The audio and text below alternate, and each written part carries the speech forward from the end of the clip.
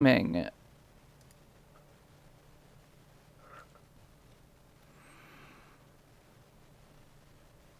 All right, looks like we're live.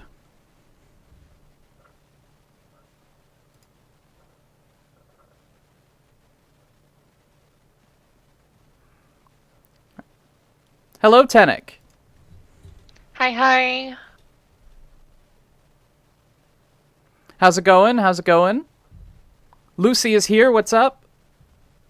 Nice to see ya. Katara, always a pleasure. Quinn, how you doing? Ah, Daedalus, I missed you. I'm sorry you don't get a greeting.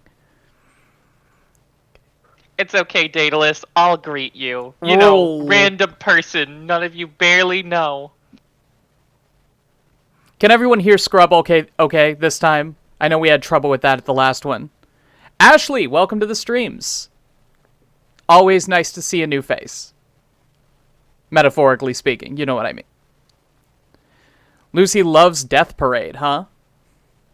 Lucy, I'm so sorry for the things I'll have to say about the second half of this show. I'm on your side, Lucy. One of those anime that has a fantastic first episode and then proceeds to crap the bed, but I like the ending. I don't think it shits the bed too hard. Hey, Drax, you and me. Drax, I'm gonna buy you a drink. Well, you gotta kill him first. Yeah? Jordan Spinal Cord Sword to you as well. $2? Well, Scrub thought it, Quinn thought it was very important to let us know that they could hear you. Oh, thank you, Quinn. Well, That's so sweet of you. Thank you very much for the $2. I'll pass it on to Scrub. I mean, it's just gonna go back into the Patreon anyway. It's true. They're doing their best. I mean, I think they could do better, but I didn't have any big problems with this show. I think Scrub's being overly harsh in the Discord. We shall see. Sure, because like, I'm willing to be convinced. So far it does look like I'm the only patron, again, for Death Parade, which is a bit sad, but Oh well. it do be what it is. Yeah. Fire King said that he was going to be here, but he also said he hasn't seen Death Parade again. What are all these hearts on the right side of the chat box? Is someone Oh yeah, they emojing added me? emotes. Well, thank you for the hearts, I guess. Anyway, Ashley, your profile pic is way too small for me to see it, but I'm sure your face is beautiful. Okay, should we get into this? Yes, let's. Alright, Scrub, one of the things that you mentioned in the Discord is that this show was a solid 4 for you, except for the animation and the music. Which makes it a 6. Sure. The music in this show is an absolute standout. We can agree on that? The music is amazing. Yes. It fits perfectly with every single scene it's in. I was never jarred or anything. Mm-hmm. I have a little bit of some problems with the opening, but like on its own, the opening is like one of my favorites of all time. Mm-hmm. The music to the opening is just incredible. It's so lively and fun. Not to mention, I love the visuals and the way that they sort of like both complement and contrast the show itself. I will admit that I haven't paid close attention in like a Jeff way. I kind of decided to. I just have a little, like, it's basically just one problem with the opening that I have, and just that I feel like it doesn't do that good of a job of representing the characters at all. Or especially how important those characters will actually be. Mm-hmm. But other than that, it's just like by itself, this is like top 5 favorite openings. It's so good. See, I think it is in that rare position where it can make a lot of people's favorite opening lists without making their best opening lists. Yeah, probably. Because, who was it who said it? Somebody mentioned that the show was not very the opening was not very representative of what the show was actually about. I thought it was someone in chat. It might have just been you. Probably just me. Sure. I mean, to be fair, it doesn't really hit the same tone that the actual show goes for. No, which is a lot more sullen. I don't think that's that big of a problem. No, I don't think so either. That's why it's like the only actual problem I have is just like misrepresentation of characters. Mm-hmm. Like, imagine if Nora was actually that like peppy and upbeat. I don't think it's misrepresentation so much as it is. How do I want to phrase this? Misrepresentation makes it sound like it's a mistake, when I feel like it was more of an intentional contrast. Like, the whole deal with the bars and the games is that they're going for that fun casino vibe. Like, they want to make it seem like this is a place where people are gonna come to play games and hang out and drink. When in actuality, of course, as you mentioned, the show is much more sullen than that. But the OP, the visuals of it, are creating that vibe, and they're setting you up to better experience that contrast, I think. Which I don't think is the best thing they could have done with it, but I see what they're going for. Yeah. Let's see. Tenek says, I don't think it makes the OP amazing. It's just a catchy OP song, and I don't think the visuals go super deep either. The visuals don't really do much in terms of like depth, that I'd say. But I don't know. Sometimes I like flashy visuals and I like catchy songs. Yep, sometimes that's all you need. I think that's why it doesn't hit everyone's like favorite OP of all time. It's solid. It's a nice light fluff. It is eating meringues. Mm-hmm. Here's the thing. The OP might not go super deep in the visuals. The show also doesn't go super deep. Boom. It is very pretty. It's pretty. It's got good bones. I appreciate what it's trying to do. And I am also a sucker for both high concept shit and death games. So I love me some death games. So this show was like made for me in a way that many shows are not. So I have like a predilection for treating treating it with kid gloves. So shall we get into the actual show then? Probably. Drax said that they liked the characterization, but they would have liked it more if it was like Kaiji, but if you lose, you go to hell. And I think that is severely missing the point. Missing the point in a way that I don't understand. Like, it's one thing if you want to say, I enjoy something like Kaiji more, or like Kakegurui, which is fine, that's totally valid. I also think I enjoy something like Kaiji or Kakegurui more than this, just for a viewing experience standpoint. But if you're saying that the loser of the game should have gone to hell in this show, then you have severely misunderstood the point. Yeah, the thing I love most about death games is the psychological aspect of things, of just breaking down people and characters to just see what the ooey gooey center is like. Yeah. And like, one thing that I loved about this show in general is that it takes that concept of a death game and says, what if only the psychological parts? What if we take all of the stakes out of the game, and the stakes are actually how you react to the game? Okay, so like, I know we're kind of jumping ahead a bit, but like, hear me out. The connecting thread of like episode 1 and 2, I think, is probably the most brilliant thing this show's ever done. Oh yeah, absolutely. Where I mean, you it's just not get the death game, and then you get the explanation of it, and it adds so much more context than you think it would, and it's beautiful. Oh my gosh. I love this show. I love the first 6 episodes of this show. I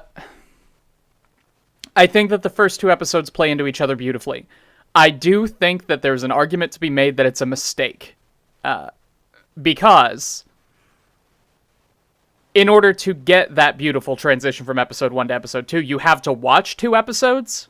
And that would be one thing if it was like episode 6 and 7, if your viewers were already invested and you knew that they were going to be watching more. But when it's episode 1 to episode 2, that is a big ask. It's a big ask, but I think it works just because the inherentness of death games are so gripping that people usually want to stick around to find out some answers. Sure, but episode 1 is this wholly self-contained story. You can watch That's true. only episode 1 and have a complete narrative. So asking to go from that to episode 2 to get to the good part without hinting at it much in episode 1, I think that is an error. Tenek, no, we're not counting the OVA. The whole point of Anime Club is that the animes we watch should be self-contained enough where we don't need any supplemental material. Yeah, everything else is optional if you just want to bring it up at the end. Visuals in this show are amazing. Tino says episode 9 is the best. Oh, we'll get to episode 9. See, Scrub despises episode 8 and 9, that whole double feature. Air hockey. Air hockey. My detested. Yeah,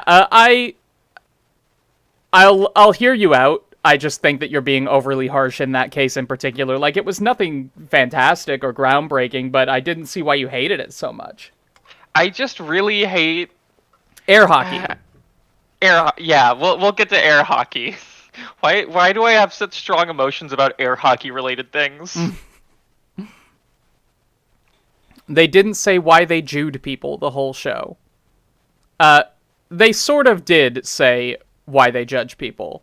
We'll get to that later, but why they judge people is because they judge people, and that's very cool. That is their job, and we'll get to the where that debate goes later. But let's start with it doesn't go summary into of the too first many episode. places. Yeah, let's go to episode summaries. I was just gonna type episode summaries into Google. That's not how that works. No, I'm mad at the episode, not mad at air hockey. I love air hockey. Okay, my favorite game right now is Omega Strikers. Yeah, you love air hockey, which is why you're such a big fan of Dota soccer. Yeah, exactly, which is why I'm such a big fan of Pass Ball, whatever that TF2 game was called. Could I ask something about the logistics of this before we get into all the episodes? Oh yeah, sure. So in the beginning, Deckham says that people come to the bar whenever they die at the exact same time. Yeah. And then they just abandon that. Yeah, it's usually just people who actually yeah, it's kind of just on and off again whether or not it's people who show up at the same time, or if it's just people who know each other, which I guess makes sense. They never said you had to know each other. Yeah, because it's just more likely that you'll die at the exact same time as somebody else if you know them. But also, then they go on and they say, 2 people die per second. And there are only so many instances in a second. So I guess there are going to be plenty of people who die at the same time. They contradict that when they have a single person show up at the end. Yeah, because I guess she's supposed to be there to help the judging of another character, even though that character only showed up by herself too. Yep. The murder boys, they show up, and it doesn't seem like they died at the same time. I'm not even sure how young murder boy died. Did they say? No, they didn't say. Yeah, so young murder boy died at some point somehow. But to be fair, it really does seem like the whole point of judging is more to grab people that would bring out other people's true selves, but that also contradicts the whole plot of how everyone's so overworked. We'll get into it. We'll get into it. To be fair, the murder boys were not supposed to go to Quindecum. They were supposed to go somewhere else, and Nona was like, no, send them there.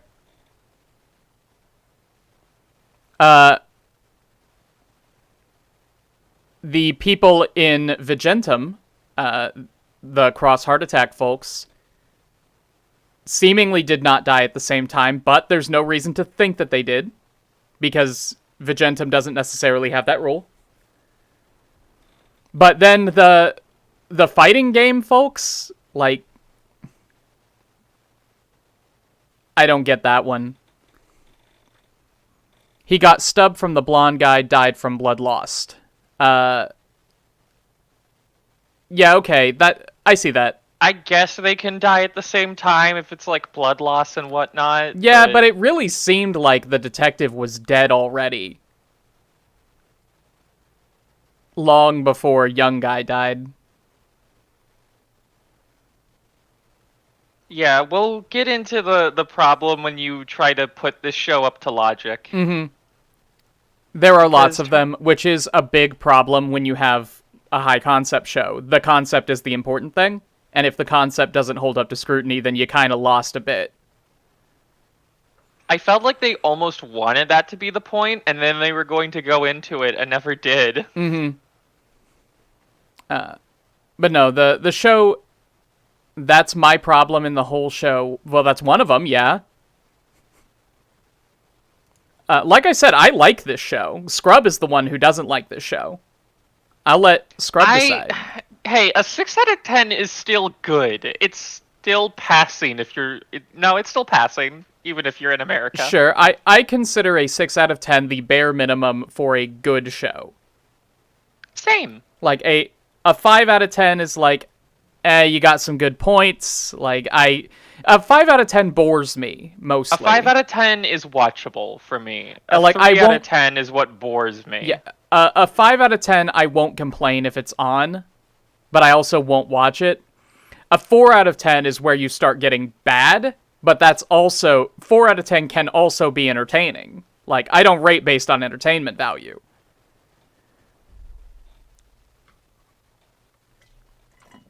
I usually rate based on entertainment value, so... Yeah, that was my big problem with what you said, is that I would never give a show more than 1 point for good presentation. That's fair. Because if that's I actually, just so far away from where my priorities are. The 4 out of 10 part might have been me just in an angry mood. Mood, my dude. But I would still, if you twisted my arm and said pick a score, I would give it a 6 out of 10. I think 6 is fair. I think 6 is about what I gave it. Yeah. Let's go to my anime list. Completed. Let's go through the episode so we can speak more freely. Yeah. I don't see why we can't speak freely now. If anything, going through the episodes will... I think it's so that the chat can follow along. Give me a sec. Why do I not have Death Parade on my list? We have gotten through the preamble ramble. Mm-hmm. Yes, presentation like the animation, the music, the aesthetic stuff, character design, sound design, which, by the way, the ice skating scene, fantastic, very satisfying. Yeah, I would, like, that was really good. Yeah, like, we can talk about that later, obviously, but I love the sounds of ice skating. And they killed it. Now that I think about it, it's like, yeah, I know bumping up my score like 2 whole points for everything is...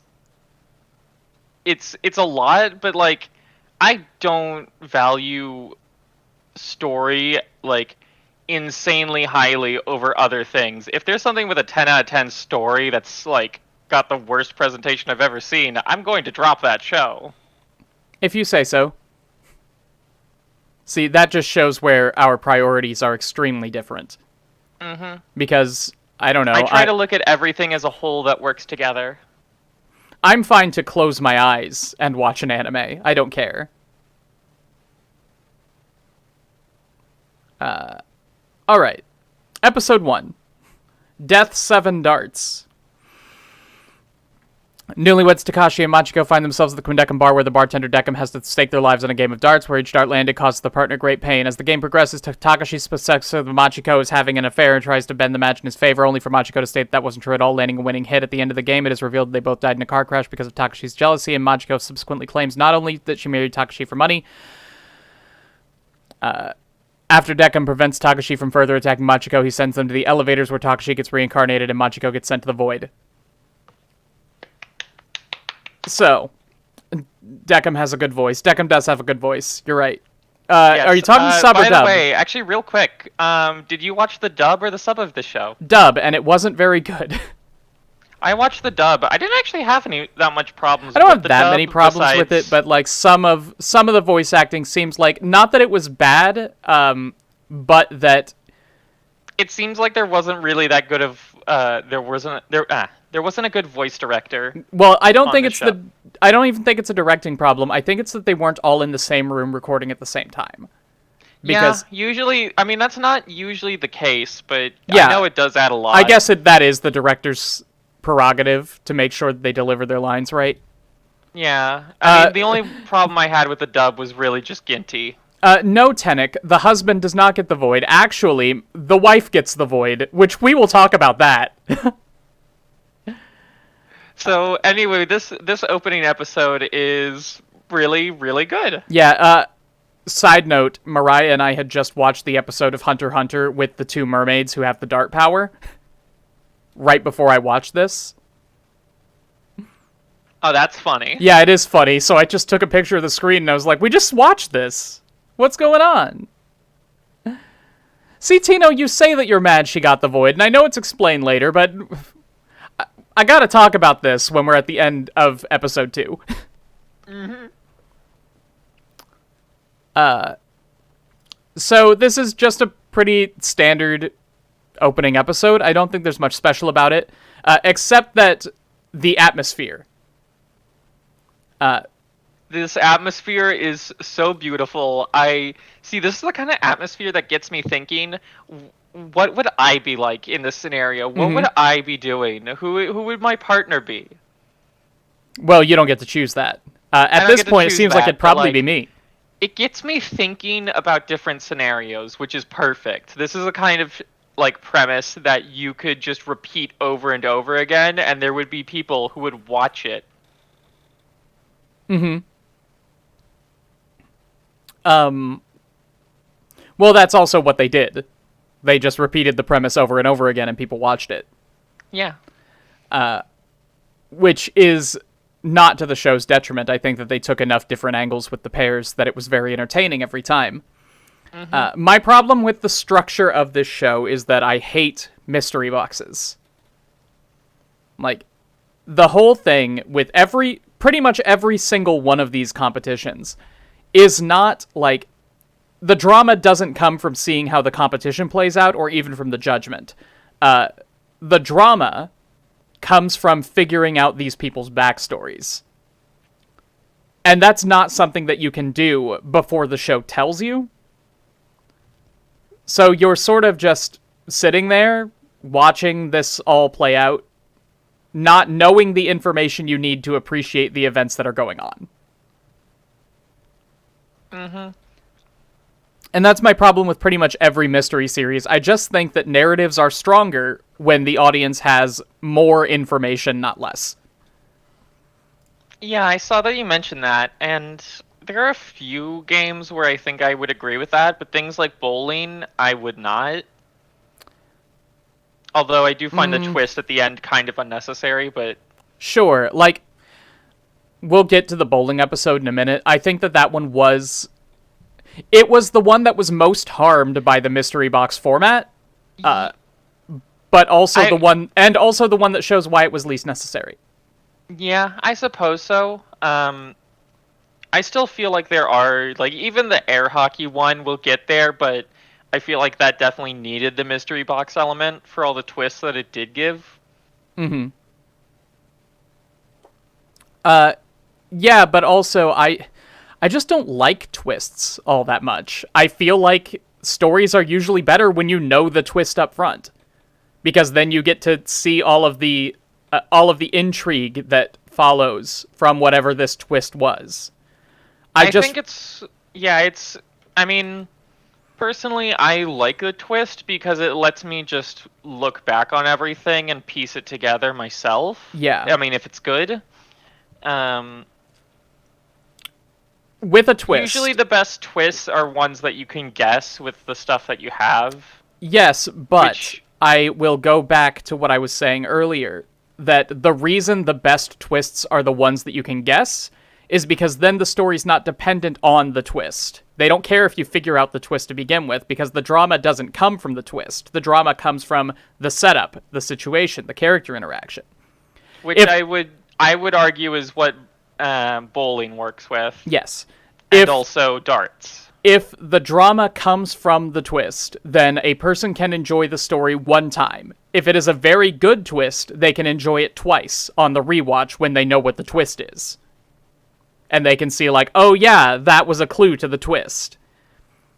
But if the drama comes from the setup to the twist, then you can enjoy it as many times as you want.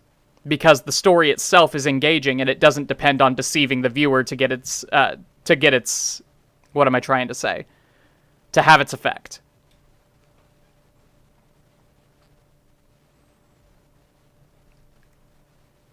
Plus, there are just so many damn twists in this episode, one of which we don't even get in this episode. We get it next episode.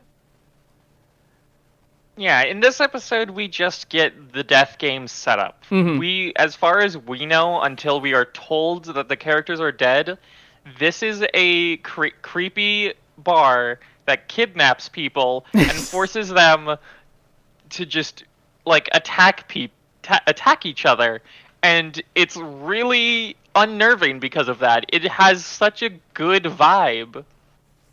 Tenek, the problem with twists is not that they don't have infinite replay value. The problem with twists is that shows sacrifice the rest of where the intrigue could come from in service of the twist. They deny the viewer... I would argue that's only for bad twists. Not necessarily.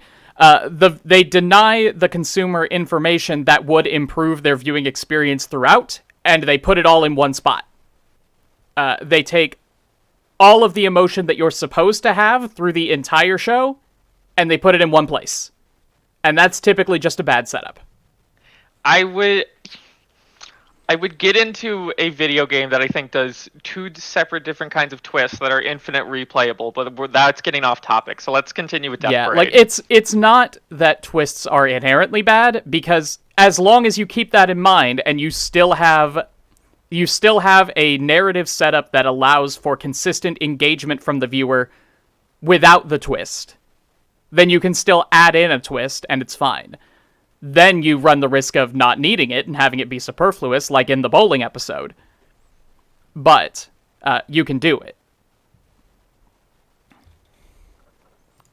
But do we have anything specific we want to say about darts? First, I feel like I did. I mean... I did think I could just say that the animation is good, the sound design is good. The atmosphere is perfectly well set. Yes. All of Quindecum is amazing. I will say about the actual dart game, I do love how it's very much just something you can tell where it's just like the two of them are kind of spiraling at one point and just wondering like, wait, if I win this, does that mean the other person dies? Am I going to die if I lose? Yep. Because that is the inherentness of a death game. That is what people just assume, even though it was never once stated. Yep. Which is perfect. One thing that I really liked is this sort of twist-not twist, where he throws the first dart, and then they both kind of realize that they fucked up. Because now the game has started. They now realize that they can just miss every shot, but one shot has already gone through. If they miss every shot, the scores will not be tied. They would have been if they had missed every shot. Like, they both realized that they realized too late that they could get out of this on a technicality. And so then they just like, oops, I missed. Sorry, hun. I accidentally hit the bullseye. Yep. No, that was a very good bit of drama. Yeah, it was perfect, and then, okay, it's a little bit goofy, though, when they, like, get back together, and then he misses for real. I kind of laughed a little bit at that. Like, it was good, don't get me wrong, but it's kind of funny how they build up, it's okay, hun, we're in this together now. Oops. I killed our baby. No, one thing that this show is not great at is keeping things serious. Like, it always just unintentionally does something a little ridiculous. Like, watching the top of the joystick pop off twice in the fighting game episode, it was just so, like, I don't know. I couldn't help but think it was very Looney Tunes. Real gamers remember the time we had a competitor build a controller mid-match and win. But also, again, I guess we'll talk about this when we get to this episode, but you don't need the bulbous part of the joystick, you need the stick part. They've still got the stick part. Yeah, I can understand I can understand the TV star messing up because of it, but You just grab it like this and go, over here? Yeah, this is a little annoying. Kind of hurts my fingies. The Dart episode is a bit overdramatic. Yeah, but you know what? For what the show went for on its first episode, I think that over-dramatization is what makes it so fun. Mm-hmm. Episode 1 is so fun, and then we get episode 2, and it's just the recontextualization of everything, and it's just So it's like these two episodes work so well together. They do. There's one more thing I want to mention about episode 1, and it's not even really mentioning anything. It's just calling out that we didn't mention it, and that is that we have not mentioned the black-haired woman at all. Yeah. She is ostensibly the main character. Yes. And I understand that her big introduction is in episode 2, but I think it is a little bit of a failing on the show's part that we didn't even consider talking about her.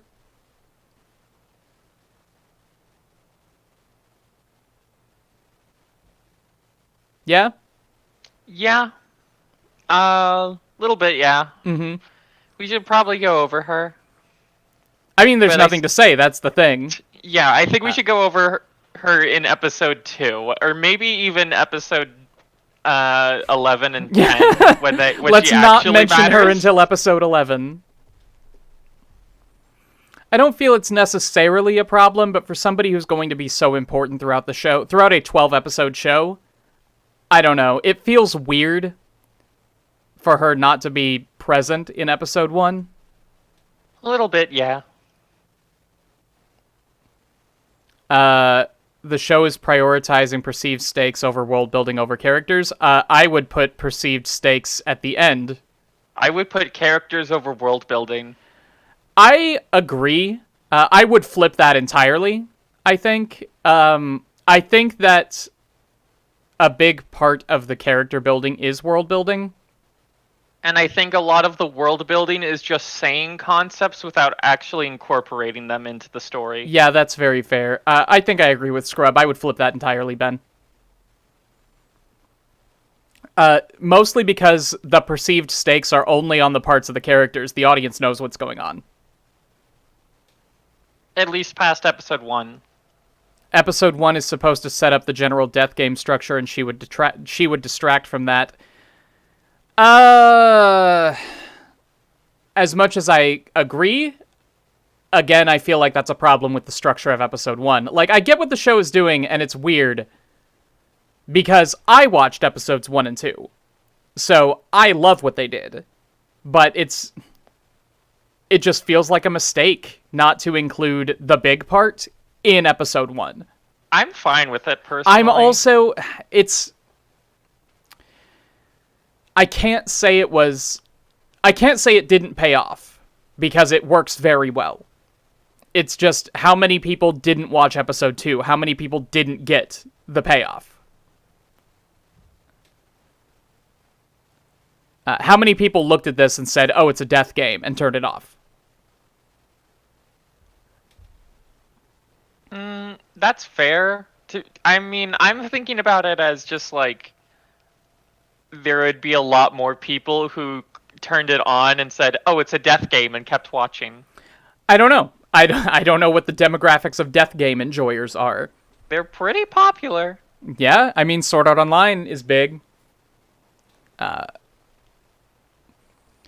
like, there are so many anime that I drop after episode 1. And I've heard that 1 or 2 of them have an excellent episode 2.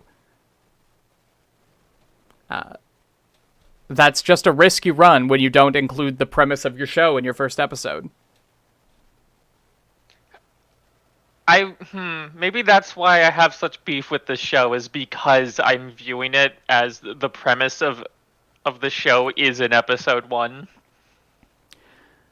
But it just isn't. Well, I mean, if you're watching it as a death game, then I guess it is, but the death game isn't the important thing. The important thing is... Well, they say it's not the important thing, but... Sure. Well, I mean, there aren't stakes that the audience understands. Like, we get the idea of reincarnation, and we get the idea of the void. Personally, for a long time, I was not sure which one was supposed to be the good one. Yeah.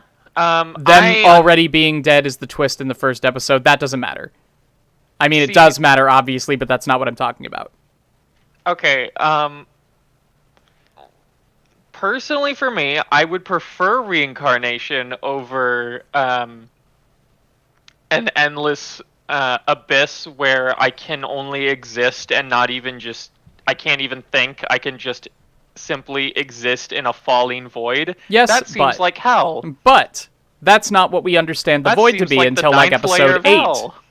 Episode 8 or 9 is when that's explained. No, 10. When I was watching through this, I was taking my understanding of Buddhism and saying reincarnation is the bad one. That's the one you don't want.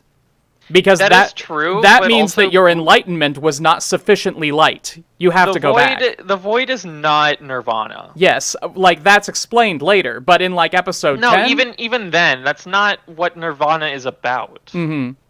Nirvana is a detachment from all things. You're still existent in a different plane of reality. Right, I took the void to mean returned to everything. Soul dispersed. Yeah. But no. It just means soul stay in one place and exist.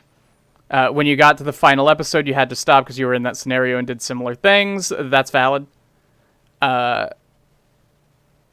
Already being dead is the I already read that. If the bartenders get fired, it's one of the rules to not get personally involved.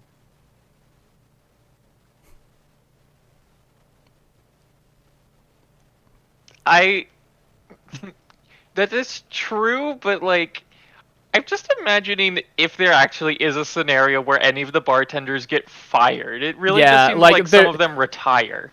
Well, there's one where one of them got moved. Yeah. Like, anyway, let's move on to episode 2, because we've been talking about it enough. Mm-hmm. And I want to say up front that this completely invalidates the entire show. Doesn't invalidate, but throws a wrench into the entire show. It says you thought it was this premise. No, it's actually this premise. Not what I'm talking about. Okay. And I have no idea what you're talking about. So at near the end of this episode, the black-haired woman brings up to Decim that, like, hey, yes. Turns out I believe that Machiko was lying about cheating on her husband. I believe that she said that just to make him feel better before they were separated forever. And isn't that a nice thing to do? And Decim's like, oh, I didn't consider that. I sure wish I hadn't sent her to the void already. What do you mean you didn't consider that? You have her memories inside of you. Well, he doesn't have memories of what just happened. It's not like he's reading her mind. Yeah, but he would know if there was an affair or not. So there was an affair. That is canon. We don't know if it was a serious affair or a one-time thing, but there was a clip of her in bed with another man. The question is she saying like, I made a mistake and I love you? Or is she saying, I never loved you, I just did this for your money? Black-haired woman is saying that she's lying about never having loved him. And Decim is just flabbergasted by that. Which is a big problem. I mean, I thought that's what they were going to go into, was the fact that, oh, I understand. This is the start of, like, the idea that this judging system is inherently flawed and needs to be changed or fixed or something to happen. And we'll get into the solution of that at the end of the show, but it kind of just throws its hands up in the air and goes, they'll figure something out. Last line of the show, like, well, we're never doing that again. No, it's just... It does show that the whole judging system is inherently flawed, which is an interesting idea. But it's just... What happened to this woman? Because her husband, who did all of these... Who killed them both for this because of a... Killed them both. Who killed them both because of a perceived affair.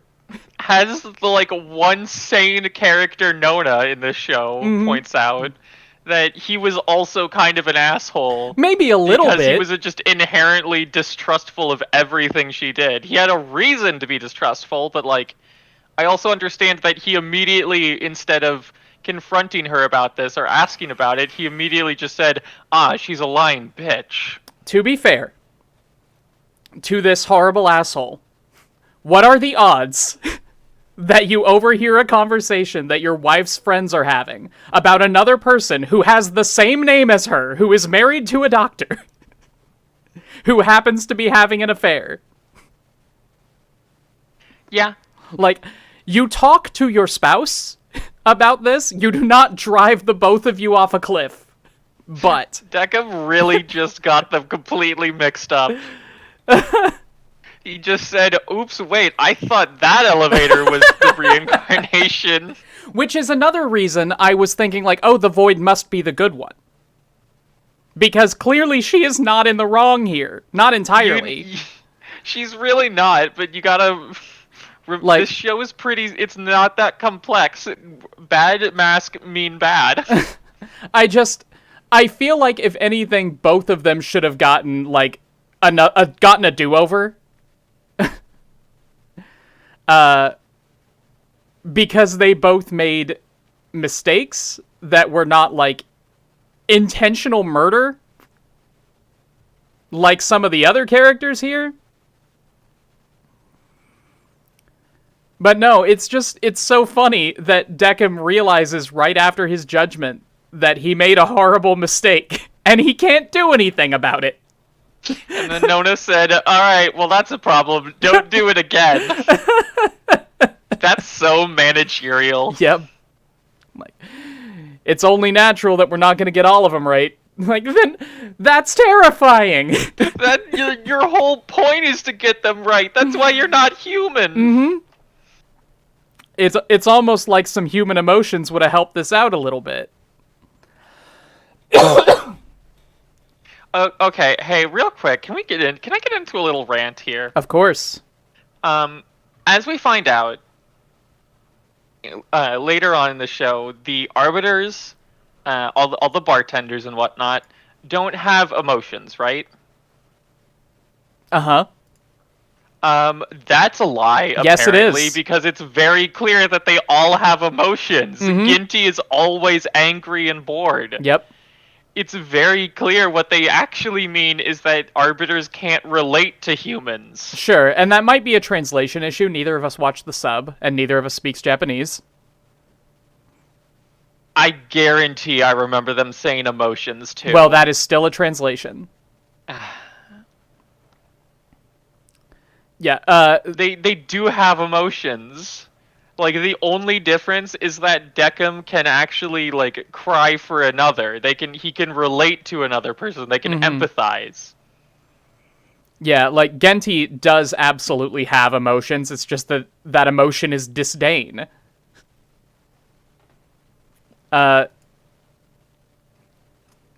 Anyway, Nona that was Nona just my has mini rant to be empathetic, though, because if she weren't, she wouldn't be trying to fix the system.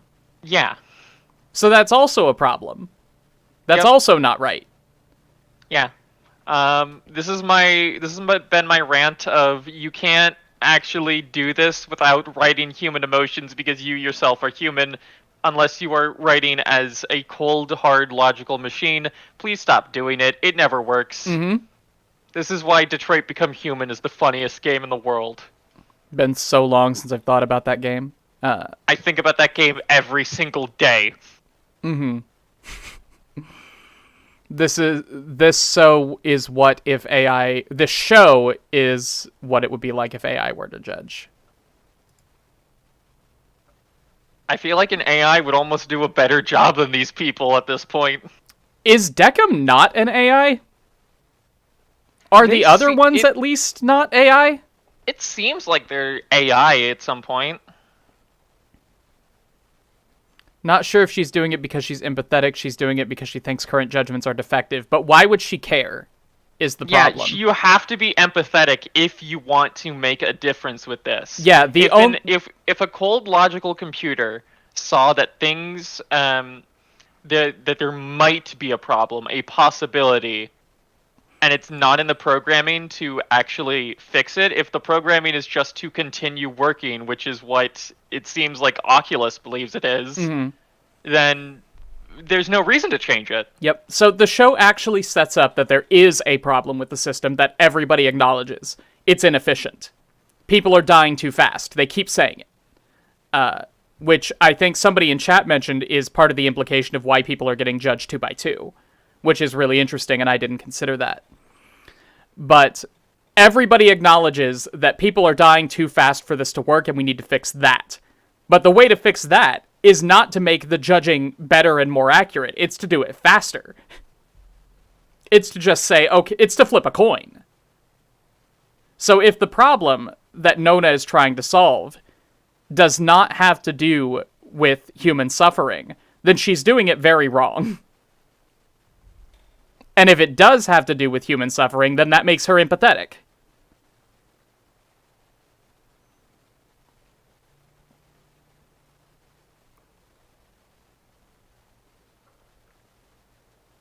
So yeah, this is what we mean by world building doesn't really get much, and the character building is wrong. Yeah. Also, we aren't going to get to this until next episode, but since somebody in the chat mentioned Oculus... I mentioned Oculus. You mentioned Oculus, but this was brought to mind because somebody in the chat mentioned Oculus. The Solar System 9-ball is so damn stupid. Oh, yeah. It looks really cool. It looks cool until you think about it. It's just like, these planets aren't the same size. Well, it's not like they're actually playing billiards with the planets. No, yeah. Like, it's just an aesthetic choice, and it's a cool one. It's just so fucking stupid. It's like, how many ways do you need to be reminded that you're God? Yeah. Bro carrying fucking lotuses on both his chin and his head to show that how much of a Buddha he fucking is. Hey, Scrub, would you please read Haji Meme's comment in the chat for me out loud? Yeah, sure. Let's see. I know I only watched the first episode, but I am confused on this show. What was that? Could you read it again? I know I only watched the first episode, but I'm confused on this show. I feel like I'm being mean. I'm sorry, Haji Memes. No, I'm not making fun of you, Haji Memes. I'm making fun of Scrub. What did I say would happen, Scrub? What did I say? You watch one episode and you don't get it. You don't get the twist. You don't get the good part.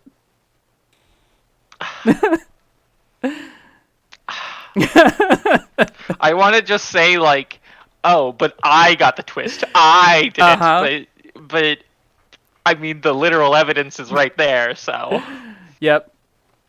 Anecdote is not evidence, but I felt compelled. Can we talk about my boy Clavis? Clavis? Oh, I love best Clavis character. He seems like such a sweetie. I wish he did anything. Yep. Well, that's his thing. It's like, yes, I'm Clavis. I am the man who lives in the elevator.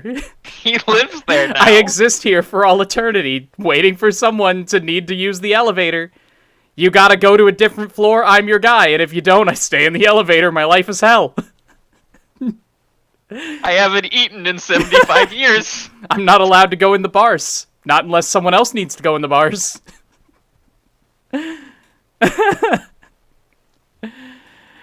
Like, my boy Clavis does nothing but take people to different floors and get his head eaten. That's the life. So again, we have not talked about the black-haired woman. I mean, what's there to talk about? Yes, exactly. Honestly? Like, she is the main character. I have nothing to say. She exists and she has no memory. Mm-hmm. As far as we can tell, based on her eyes, she's a human. Yep. Which is very strange, and it makes you think, oh, do they just have humans as assistants? That makes sense, so that the humans can point out any problems within the system. Which is where it seems like it's going for most of the show, right? Because the answer is no. That's not how it works, because we said so. Yep. Because Deckham has the black-haired woman for the entire 12 episodes. And Genti acquires his little superfan at some point. And it feels like the show is leaning toward, like, okay, arbiter-human pairs do the judgments together. This makes judgments better. Mm-hmm. And make them faster, which is the problem, but... No, hold on. Arbiter-human pairs make the judgments together. So not only are the judgments better, we now have 2 people working on one judgment, which is twice the manpower. That is true, that is true. That's not how it would work in practice, but this show doesn't seem to think too much about the practicality of things. So let's just pretend it does work. Mm-hmm.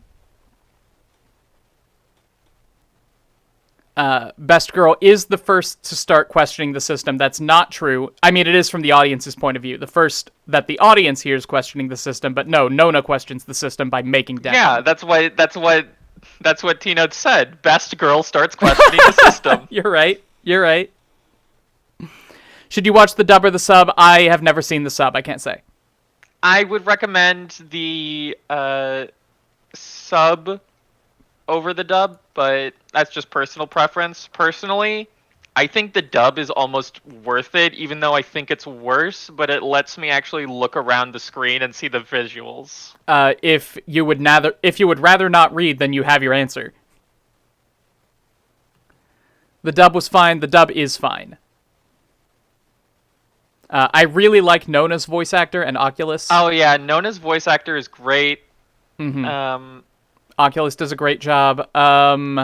Clavis is just a good boy. Yeah, it's hard to fuck up that role. It does have Todd Haberkorn in it, which is not a problem. I don't mean to speak ill of Todd Haberkorn. He's a great voice actor. It's just whenever I hear his voice, it takes me out of things. I don't know why. It's him specifically. Tatum doesn't do it. None of the other Oron folks do it. It's just Todd Haberkorn. Well, I think we got everything. We barely talked about the main character, but let's go on to episode 3. She woke up with no memory and went, yo, this is stupid. Yeah. Yeah, don't we all? I mean, when you have no memory, you have no context about how you shouldn't talk back to managerial staff or else you'll die. But the thing is, she woke up with memory and went, yo, this is stupid. She knew she was dead.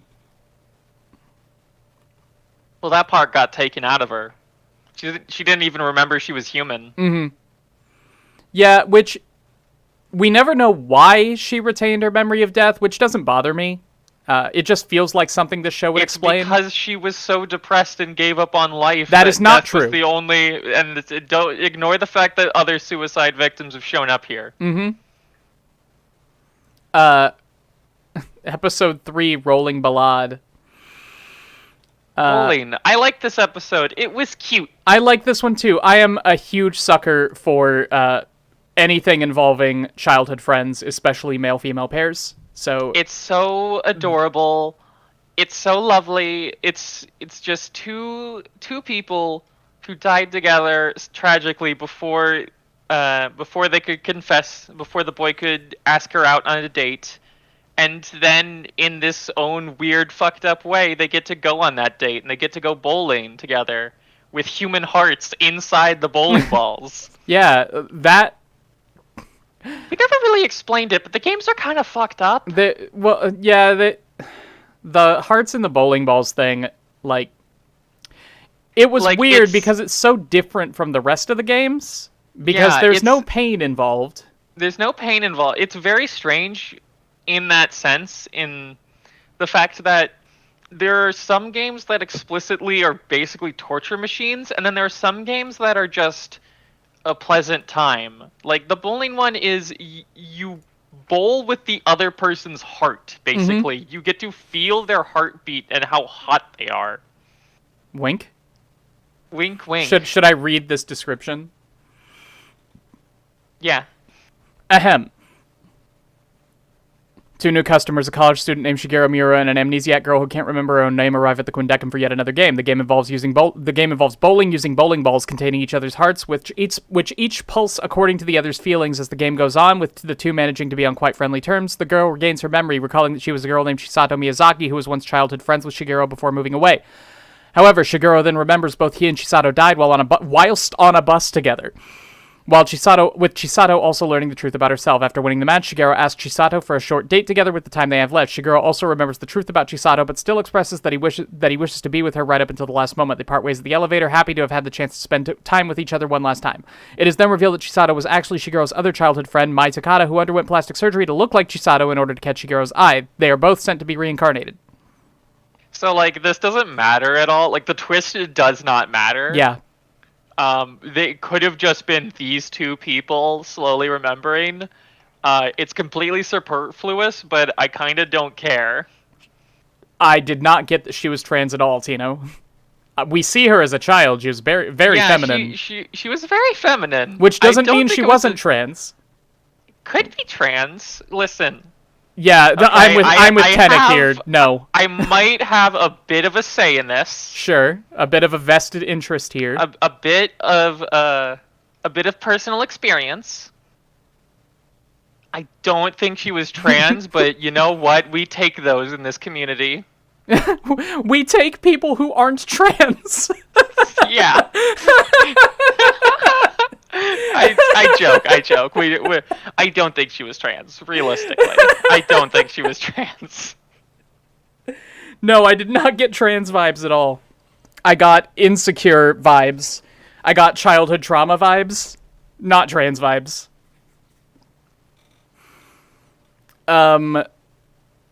Yeah, I don't think she was trans. I think she was nuts. Yeah, it's kind of a crazy... I'm not gonna lie. It's kind of a bit of, like, a crazy stalkerous reaction to just change your face into your childhood friend's face just because you think that this boy likes her more than you. Mm-hmm. No, that was insane. That's something that shows up in, like, a yandere anime. Mm-hmm. I don't feel like it was explicitly said in the episode that she got plastic surgery to look more like Chisato. But that is what they're implying. That is the implication. I don't think it was said. So I generously am choosing to interpret it as she got plastic surgery because she wanted to look different. She was insecure about her appearance and decided to change it.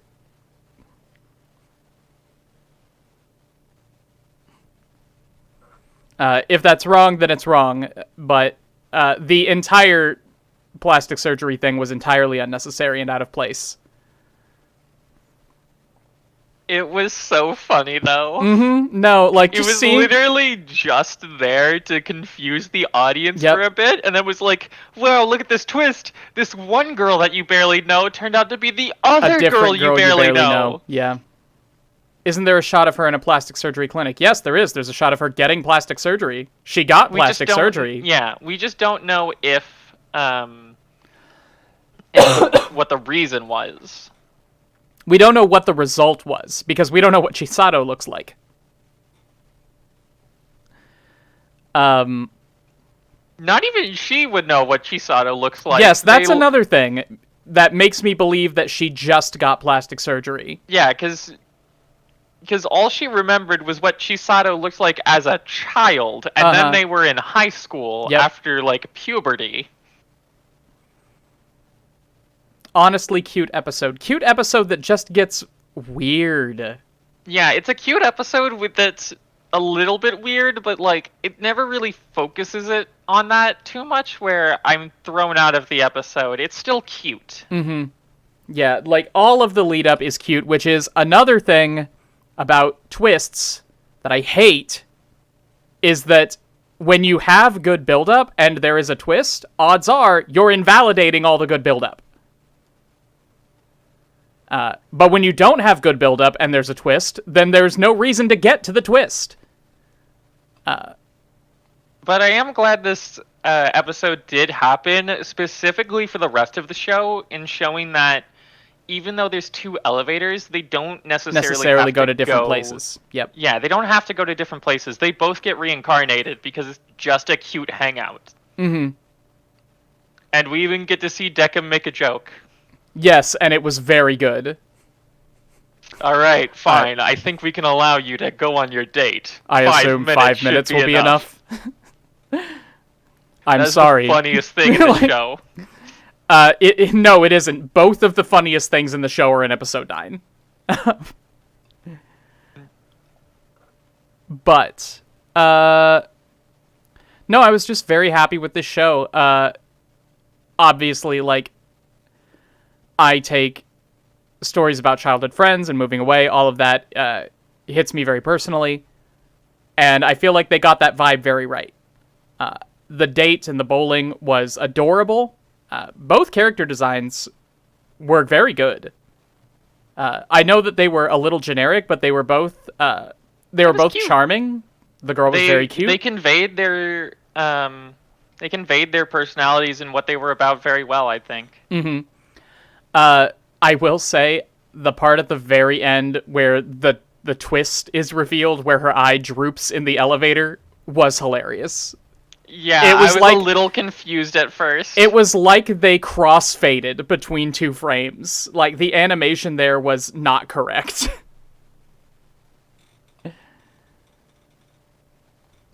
Can we talk about my main man, Shigeru? Because this guy, at the end of this game, was like, ah, shit, I'm dead and this isn't Chisato? Fuck it, what do I have to lose? Yeah, I'm dead. Let's go on this date. Yeah, we're both gonna feel better if we hang out, even if this is some crazy stalker who got plastic surgery to look like my childhood crush. The girl that she thought was my childhood crush? Like, this dude's man a saint. Got the Jughead hat, and he's still working it. Yeah, he's weird. He's a weirdo. You see this hat? He's never not worn this hat. Mm-hmm. Literally, we've always seen him, besides his childhood self, wear that hat. Yep. Dude's a saint. We love Shigeru in this house. We love Shigeru. Mm-hmm. Episode 4. Yep. Episode 4. A boy named Yosuke Tateishi and a TV celebrity named Misaki Tachibana arrive in Quindecum, with Misaki convinced they are on a hidden camera show and asking Yosuke to behave accordingly. The two participate in an arcade fighting game where they play as fighters based on themselves. After Yosuke wins the first round, Misaki, who has experienced a flash of memories of abusive partners, asks Yosuke to let her win the next round, during which Decum triggers a device, causing Yosuke's joystick to malfunction. Wink. As a result, Misaki wins the second round, while Yosuke experiences his own flash of memories from his troubled childhood. After Yosuke voices his suspicions that they aren't actually on a TV show, which is confirmed by Decum, Misaki becomes paranoid that she will be killed if she loses. Misaki uses a special move based on her family, but Decum causes her joystick to malfunction, explaining that it is necessary to expose the soul's darkness and pass judgment. This is made apparent when, in her desperation, Misaki starts physically attacking Yosuke herself and knocks him unconscious. Despite Misaki's remorse over her actions, Decum forces her to continue playing the game, but Yosuke, remembering the words of his stepmother, regains consciousness and fights back with his special move, with the match ending in a double KO. Afterwards, they both realized that they had died, with Yosuke having committed suicide, while Misaki was killed by her angered assistant. After Decum sends Yosuke to be reincarnated while Misaki is sent to the void. Decum hates women, right? Yeah. Like, literally, when I saw that, I thought, that seems a bit extreme. Yeah, no, like, I understand. I get that, like, she attacked him, but also she did it out of desperate love to go see her family again. This is the problem with not giving the Arbiters the ability to empathize with humans, is that they're judging humans. Yeah, which means that they have no fucking clue why humans do things. Mm-hmm. Yeah, like, I'm just imagining the woman in the group, the black-haired woman, is the voice of reason. Yeah. And every time she's like, why did you send that woman to the void while the man got reincarnated? And he's like, I don't know. We should probably call her by her name. We should, but it is a bit of a spoiler. And she is credited as the black-haired woman until episode 12. Like, do you ever think that the real reason that he didn't judge the black-haired woman is that she was unequivocally good-natured, and then Deckham was just like, oh, but I really want to void her. I can't void her yet. I need more. I need her to get in my way. I mean, you can call her Chiyuki if you want.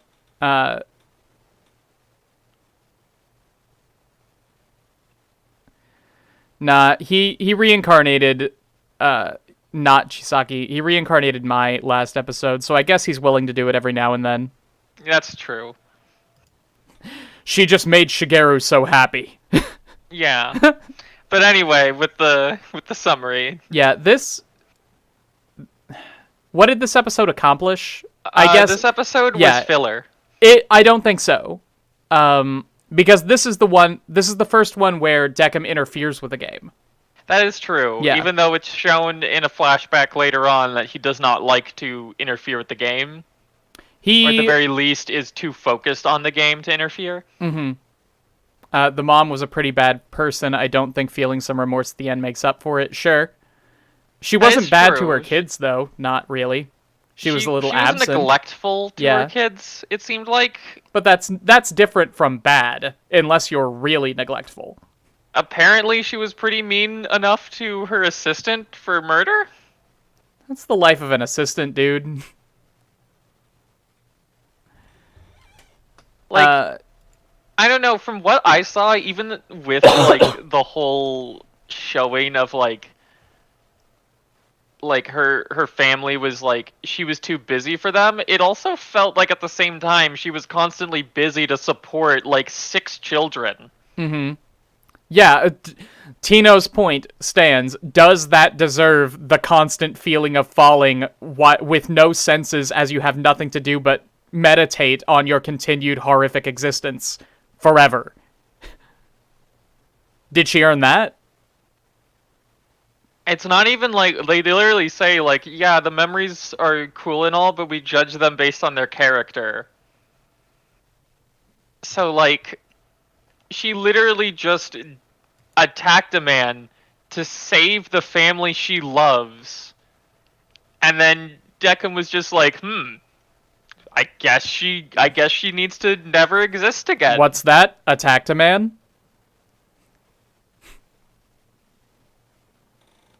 I think of it less as being retributive and more as a means of cleaning the world up. You would love episodes 8 and 9. Yeah. The memories later are useless. Sure. Attack on man. Yeah, I've seen the Barbie movie. I know what Attack on Man looks like. Yeah, this introduces the idea of Deckham interfering with the games, which is really interesting, and one of the only parts of the whole judgment process that I think is, like, justified as being part of the whole thing. Yeah, like, I get why the black-haired lady would have a problem with it, you know, because she's a person? Yeah, she's a person. It's pretty fucked up. I don't really get why she would have a problem with it. Because it's not. If it were me, I would be like, oh yeah, that makes sense. You know, we can't just have this gamer here who's clearly better than her just absolutely stomp. Why not? Because she knows that the games are unimportant. It doesn't matter who wins. Never has. Yeah. The games are literally just there for them to slowly remember things and then put them in situations where their true nature could show up. Yeah, so like, why does it matter if Deckham interferes with the games or not? He interferes with the games to create that situation where they have to show their true character, ostensibly. Yeah, let me just, like, in the arcade section, you are this lady who just is, like, realizing that the potential of, if I lose this game, I could die and never see my family again. Mm-hmm. There are other ways to to channel that. It doesn't necessarily just mean every single person would attack the other man. Mm-hmm. It's true. Some of them would just try to fight back the normal way. Some of them would just talk it out with the other man, not immediately go to, I should knock him unconscious and beat him to near death with this arcade cabinet. Yes, to be fair, like, what amount of discussion is there to have? Right? Mm-hmm. Like, you can try to reason, like, I don't know, you don't have kids? What are your responsibilities in life? What are you going back to? I'm not saying that there is a whole lot to discuss. I'm saying that there would be a lot of people who would still try it. Mm-hmm. Yeah, I mean, like, you can try your best to justify why I should live and you should not, but nobody's going to go for that. No, yeah, we'll get to it, but the idea of that you're creating this darkness rather than bringing it out is so stupid to me. Yeah. I thought that was one of the better ideas. I'm not saying they executed it super well. I just heavily disagree with it because humans will still do stupid shit even if you put them in a one-on-one situation. Like, there's only one logical pathway to get out of this, and that's violence. And then humans will be like, how about I don't actually? Do you think we need a logical pathway to be violent? We need an excuse to be violent. Let's go. Drop of a hat. I wouldn't say excuse. I would say that there would be people who would have an excuse to be kind and who don't need an excuse to be kind and nice. And there's people who don't need an excuse to take what they want. Mm-hmm. Humans are very different, and no system can effectively judge every single human on the planet. Mm-hmm. No, that's where they got in the last episode when black-haired woman says there are as many emotions as there are people.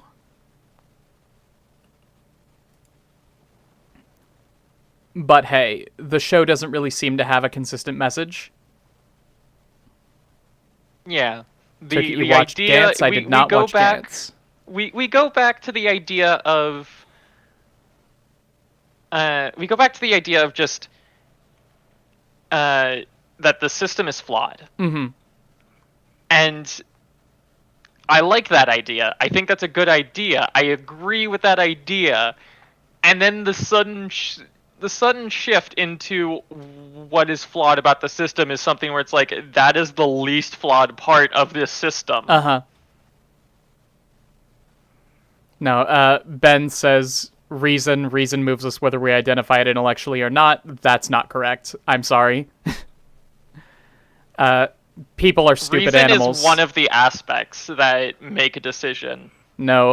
When you make a decision, you are, no matter what, you are making it the most effective at any point using your emotions, reasons, and past experiences. I don't think that's true. Like, whether we identify it intellectually or not is a weird writer for that, because if we don't identify reason intellectually, how are we identifying it? How are we reasoning? People make decisions based on what feels right and what makes intuitive sense.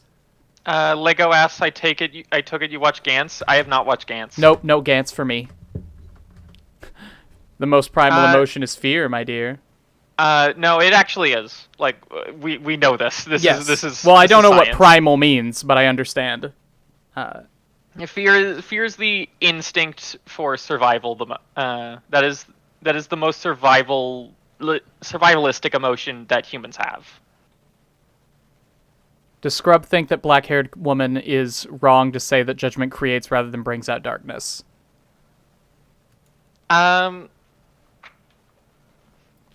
and lust are not emotions. I think that judgment more often brings out darkness rather than creates it in someone. I would say that, yes, a person could be pushed into creating darkness, but these scenarios are not a heavy enough push. Mm-hmm. No, like, it is a feeling, but it's not an emotion. Those are physical feelings. Death, yeah, here we go. Yeah, the problem with what Tenek is saying here is that the situation that the two people found themselves in this episode was misfortune. It was random chance. It's not like they were actually... It's not like they were knowingly being put at a disadvantage or in a situation that could not have happened to them in a normal, unaltered competition. Deckham is, theoretically, seeing how they react to being to being the victim of chance. Yeah, literally, like, both of these people have a reason to leave this place. Mm-hmm. But we never see Glasses Boy over here ever do anything cruel or mean. Yep. He just plays the game in order to get back to his mother. Even when the machine breaks and he starts losing and he's desperate, he still just plays it normal. Mm-hmm. Except he doesn't, because he leaps for the top of his joystick. Which, how did it even pop off of the joystick if he's holding it like a joystick? It should have popped off into the palm of his hand. Don't worry about it. And they don't know fighting games. He could have just pushed down on it and left it in place if he wanted to. If he was holding the stick like this, first off, that's we stupid. Don't need to worry about it. That's stupid. And it also means that he doesn't need the top of the joystick. Deckham pressed the button.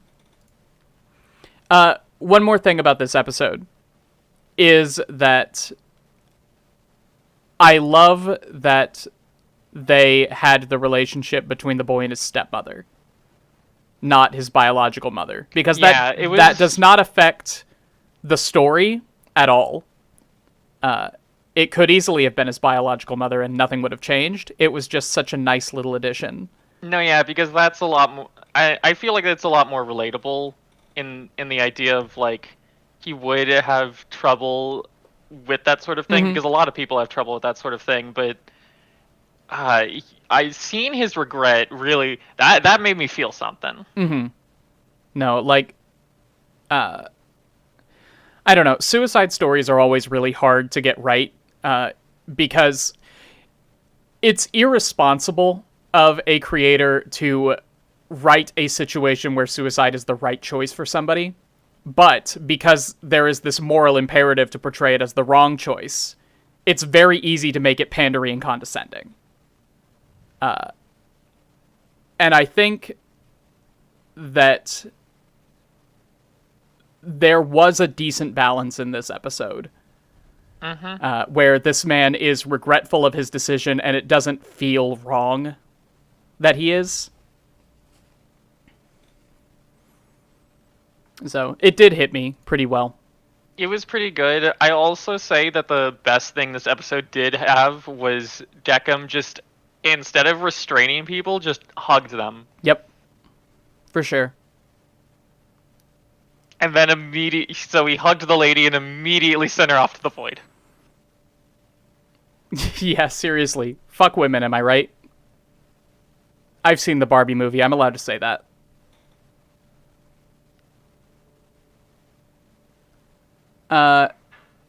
Episode 5? That was a good scene, though. Like, just hugging and just...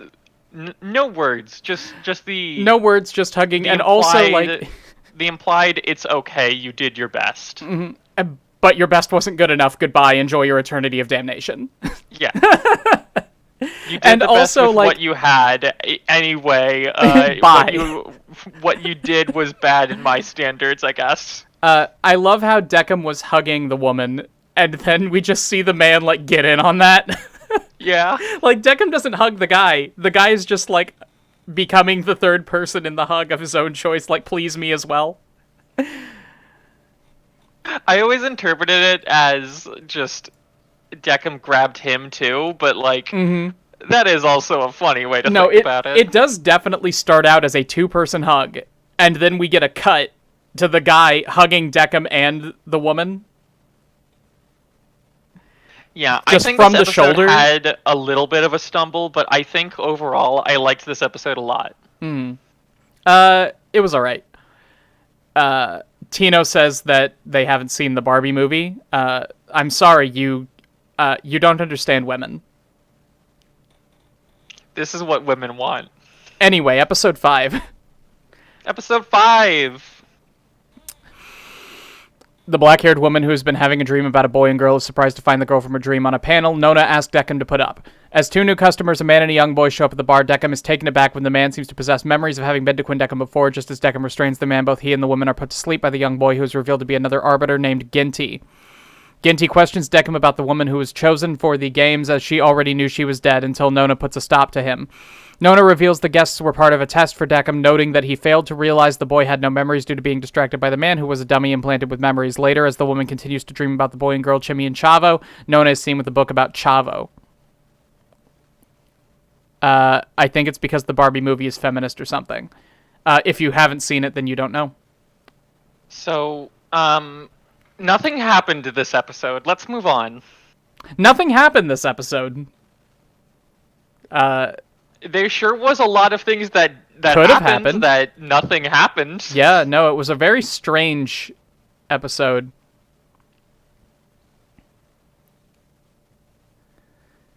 There was a fight. That was, yeah. I was honestly, the idea of this asshole dude and a small child I thought was going to be way more interesting until Me they too. said no, that was a lie. Mm-hmm. No, I was hyped for this one. Like, the guy comes in with memories of Quinn Deckham. Like, okay, we're talking about reincarnation here. Like, it's very possible that this guy could have actually come in and been like, wait, my soul has been here before. We could have gotten a bit more of just like the problems of this system, while also getting a fun death game, and also the idea of just like how you judge a child that has barely lived. Yeah. No. Nope. They chose to Ginty. do nothing instead. We get Ginty, the most boring character ever that does not need to exist. Whose voice performance was incredible. Loved Ginty's performance. Yeah, okay. It was, I wasn't that big of a fan of it. All right, I liked it a lot. Nona is 82 years on the job. Cool. Yeah. Yeah. I think this is the episode where we got Nona and we met Oculus. I don't know about meeting Oculus. I feel like that happened earlier, but maybe not. What happened in the second half of the episode? I'm just trying to remember. Oculus is like he was like the arbiter in charge before Nona, right? We don't really know what his gig is. Yeah, that was the idea, and he's basically like God because he says actual God is long God gone. is gone, which is a great line to never be explained. Yeah, that's like the one thing I would be okay with just not explaining. Yep. But And they don't. God's not around. Cool. Cool. Anyway, I think what does happen in the second half of this episode? Or is the second half when it's revealed that they are dummies? They just talk for a bit, and that's it. We meet dark skin. Oh, her? We meet Castra? Yeah, Castra has one scene and does not do anything in that scene besides talk to Nona for a second. Is that the wolf skull lady? Yeah, she's the skull lady. I guess that makes her important enough to get shown in the intro. Yeah, cool design. She's in charge of what exactly? Putting memories on the conveyor belt? I think it's the idea of like sorting the souls. Sorting them how? To different places? I don't know. They don't to explain anything. They talk about high death rates, yes, but to what end? Yeah, they really like talking about the high death rates, but they never actually do anything about it. They never actually say, here's what we should be doing. It's always just, this is a problem, and then Nona says, yeah, I know, and that's I know, it. Right? But, okay, this is just an actual theological problem. How can the death rate increase if the number of souls is the same? Like, someone has to be making souls. like, how can the population increase if reincarnation and the void? You're sending souls to the void and to be reincarnated. There's no mention of making new ones.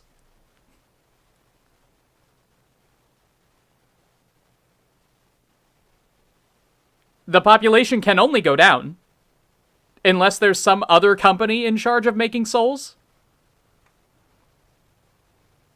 A living being outside of Earth that uses the same souls. Can you imagine if this show had a throwaway line that, like, yeah, they're aliens. The aliens are dying.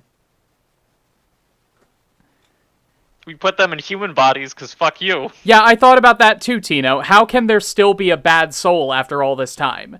If you are just reincarnating them and sending them to the void, then surely... If you're just judging based on human experiences and it turns out the actual soul doesn't matter, then you're going to just be... It's going to eventually be where you just send every soul to hell. Eventually. Like, So congratulations, what's the point? you're the last one. You made it this long. They almost make that that argument of what's the point of this place, Which is my... and then they don't go anywhere with it. Well, it is my favorite part of the show, though, is when everybody asks about everything. Why are we doing this? It doesn't matter if it's human life or being an arbiter or the games. I feel like I almost would like that, but they never give anything, not even a crappy answer. They never give anything because they can't. There is no reason. They are arbiters because they are arbiters. Humans die because they die. And that's it.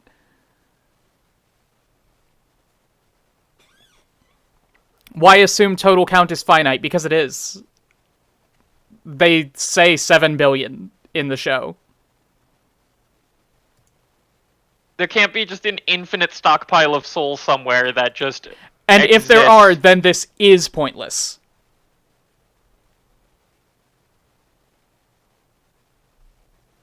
Yeah, 6.3 thousand deaths per hour. Yeah, they say 7,000.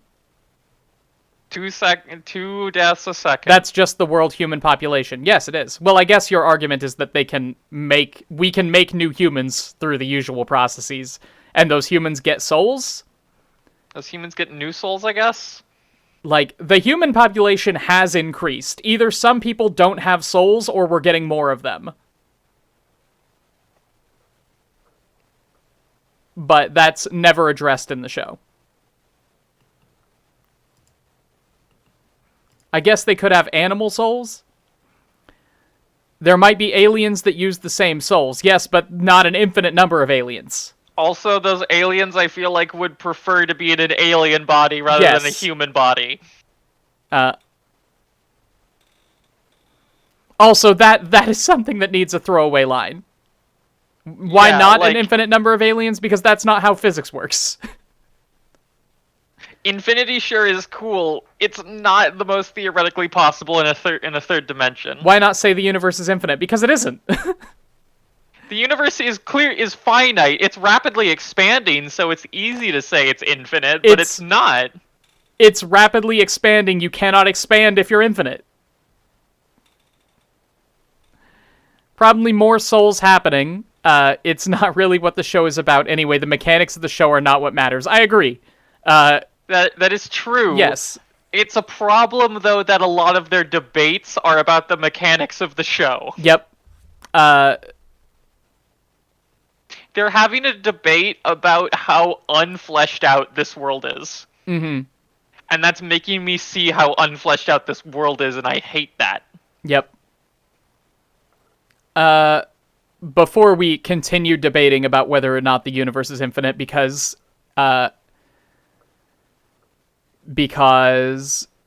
who was it who said it doesn't matter? Yeah, because as Luis said, it doesn't matter. We can go to episode 6, which I adored. Episodes... Oh, yes! Let's talk about episode... This is my favorite episode in the whole show. It's trash. It's so trash, and I love it. Let's get into it. Mayu, Arita, an overeager schoolgirl, and Harada, a member of a popular boy band, arrive at a different bar run by Genti, who has them play a game of something together. The game is never named. They never name the game. Twisted. A dexterity and balance game. While Mayu is excited to play with someone from her favorite band, Haruta is more concerned with getting back to his girlfriend. As Mayu and Haruta start demanding a break, Ginty changes up the game and causes the climate of the game mat to change with every panel they step on, ranging from heated panels to freezing cold. After narrowly avoiding freezing to death, Mayu and Haruta are suddenly put in a sudden death situation above a pit of spikes. Just as Haruta is about to push Mayu off himself, Mayu, not wanting to soil herself in front of him, decides to forfeit and let herself drop. But Haruta, guilty over driving one of his ex-girlfriends to suicide, tries to stop her from doing so. Mayu, who safely lands on some fake spikes, remembers that she died slipping on some soap. While Haruta recalls that he was killed by his girlfriend, the sister of his ex-girlfriend, whom he let die. Afterward, Haruta takes an interest in Mayu after she changes her clothes, and the two of them hold a concert for the other staff. Let's talk about my girl, Mayu. Is it the one with the piss, Gyaru? Yes, that's the one. My girl, Mayu. Probably should have discussed Chavo. I forgot to discuss Chavo. It's fine. We don't need to talk about Chavo. We need to talk about my girl, Mayu. Chavo is thematically important, and we can get to it later. Mayu is so fun. I love her energy, and I love how she died. It is so funny, and when I watched this when I was in high school, I constantly was careful with the bathroom floor afterwards. Bathrooms are dangerous as shit. Literally dangerous as shit. It's so dangerous, and so it's like a death that could happen to literally anyone, and it's played in the funniest way possible. Yep. This entire episode is hilarious and garbage. They made a panty shot funny to me. Yep. That's how good it is. Like, it's also so tonally dissonant from the rest of the show, which is good. I think that's fine because it's a different bar. Yeah, no, it's good. Everything seems a lot more slapstick. Right down to the characters. It's so funny. Even the boy band's death is kind of funny in a way. Yeah. Where we just get hit by like something serious and then, my god, JC, it's a bomb! Death by fan mail explosion. Yep. I have very little to say about it, specifically. I think it's funny. I like to imagine that the difference is like Deckham plays all of these games that you could find at a bar, and all these these high stakes, like classy certified games, and then like we have hockey. Ginty over here who's like, all right, y'all ready to play some fucking trouble? I don't know what do we got over here. Games. We got Sorry. He's sponsored by Mattel. He is. He is the Barbie movie. Ginty understands women. Titanic reference when they're freezing was also good. Oh god, this was so funny, and I love these characters. I love how both of them specifically are just like, it turns out like, yeah, they did some pretty shit stuff. Let's not forget that Mayu's a little bit of a stalker-ish kind of type in this episode. Yeah, but of all of the people in this show, she is certainly on the better half. She is a good person, and she makes the boy band man also a better person. Sorta. His guilt makes him a better person. That's true, but I still think, all in all, the fact that he did save her is what proves that, like, yeah, they're both good people. I am not sure that keeping someone from killing herself for you makes you a good person. It makes you a person, like, it makes you not a bad person. It makes you not the worst person in this show. Too bad that she is a woman. No, Ginty is okay with women. Deckham is not. Yeah, Ginty doesn't mind women. Yeah, he tries to shove her to death. Yeah, do we know why the two to be fair, didn't Ginty get doesn't judged? know that. Do we know why they didn't get judged? No, they just didn't get judged Ginty until doesn't they got judge judged people. off screen. And only one of them got judged off screen. She still gets void in the end. That's ambiguous, but... I mean, it's not, but we'll get into it. I mean, yeah, the Because elevator for does some go reason- down. Yeah, for some reason they leave their judgment up until like the last episode, like episode 11. Mm-hmm. And I don't know why. No, they do send her to the void because we do You're see right. the mask show up. Yeah, you're right. Man, they hate women. They hate women. The bro was literally like, "Hey, you should," because that was the whole point, though, is the fact that, from what is implied, because they never show us for some unholy reason, that the boy band man was sent to the void, Mm-hmm. and then Ginty thinks he made a mistake. Yeah. I'm not sure Ginty thinks he made a mistake. He just doesn't know how to judge the woman, so his new plan is like, let's see how she reacts to the choice to send either Haruda or Light Yagami to hell. Yeah, it's so weird though, because like, you would agree that she gets reincarnated, right? She should. It's shown that she has done nothing wrong. Yes. And even though the reason she sacrifices herself is, a comical reason, she's still sacrificing herself for another person. Yep. And as far as Ginty knows, that's like, she's doing that completely selflessly. Mm-hmm. So why doesn't he just knock her out like he did with the other human that he knocked out immediately and just throw her into the reincarnation? Why give her this choice? Why does he potentially just ruin his job by sending two people to the void who didn't deserve it?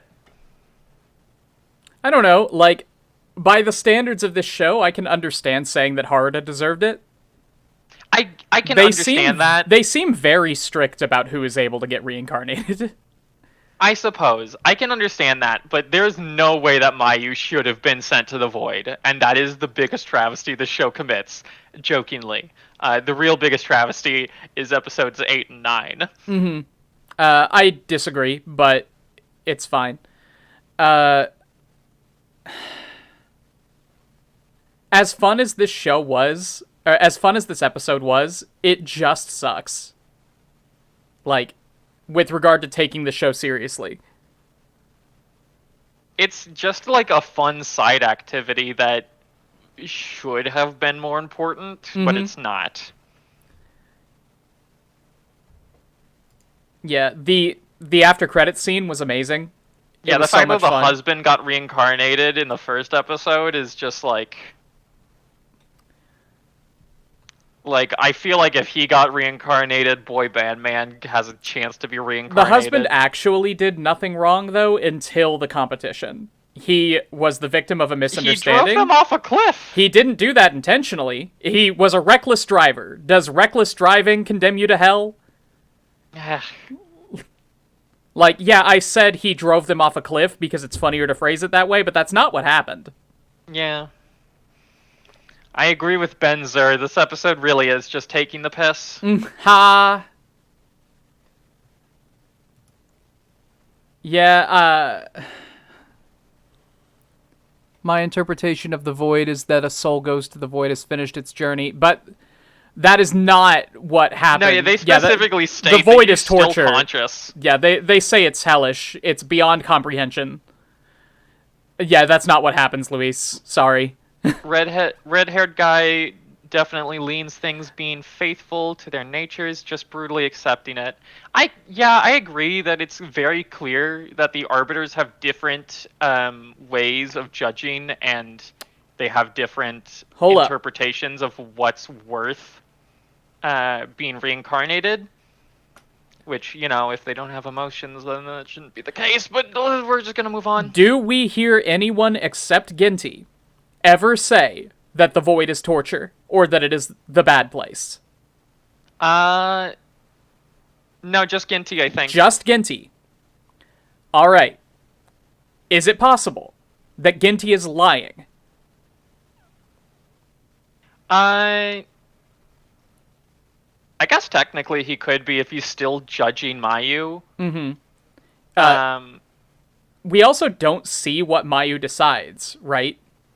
she decides to forgo the button and just send herself anyway. Yes. Okay. But then that doesn't make any sense with the Street Fighter episode, where Good Boy gets reincarnated and Bad Woman goes to Void. It really should have just been where Ginty just immediately sends her to reincarnation rather than sending her down to the void to reclaim him. Yeah. And that should have been in episode 6 and not dragged out unless they actually wanted to go with the idea that humans help arbiters. Yep. Which we never see her again besides her just being a couch surfer. Until she decides that she has to do something to wrap up this plot thread. Yeah, Tino, I do not remember that happening. I remember her saying that she can't do it. No, she didn't send light to the void because she specifically put herself in the elevator with the doll of Haruta in order to get his soul back. I do love that it was just light. It was just Light Yagami. Do you want to send Light Yagami to hell? It's like, fuck yes. I do. I love how she gets to know the person she's sending to hell, and Chiyuki doesn't. This show has no standards. Anyway, shall we go to episode 7? Yeah, let's move on. Yeah, I accidentally skipped this one. I had to go back and watch it after episode 9. It's a bad one to skip. The black-haired woman comes across a book containing the Chavo story that appeared in her dreams, causing her to regain some memories and remember that she is dead. When she asks Decim about who the book belongs to, he tells the woman about Quinn, Decim's former arbiter, before he joined. After observing one of Quinn's death games, Decim was questioned about why he did not use a remote that would affect the nature of the game, to which he responded that he respects those who have lived full lives and was told by Quinn that to take care of things that he treasures. Meanwhile, Quinn, who has become part of the Information Bureau after quitting her job as an arbiter, has a drink with Nona discussing how Decim is an arbiter with human emotions. Oculus visited them and found in Nona's house the book about Chavo. Decim shares with the black-haired woman his treasure, in which he collects the dummies formed from guests who were sent to the void, which would otherwise be completely disposed of so that they wouldn't be forgotten later. Nona arranges with Castra for 2 special guests to be sent to Decim instead of to special arbiters. So this is another lore episode, could I say? So, real quick. Yeah. Are you capable of just tackling this episode? Because I have fucking nothing for it. I think it's so boring. I don't care about any of it, and I need to take a restroom break. Oh, okay. No, I'm not. Have fun with chat. But I will go fill up my water bottle, and we'll leave this for a moment. Sure. Gooby, I'll see you guys in a minute.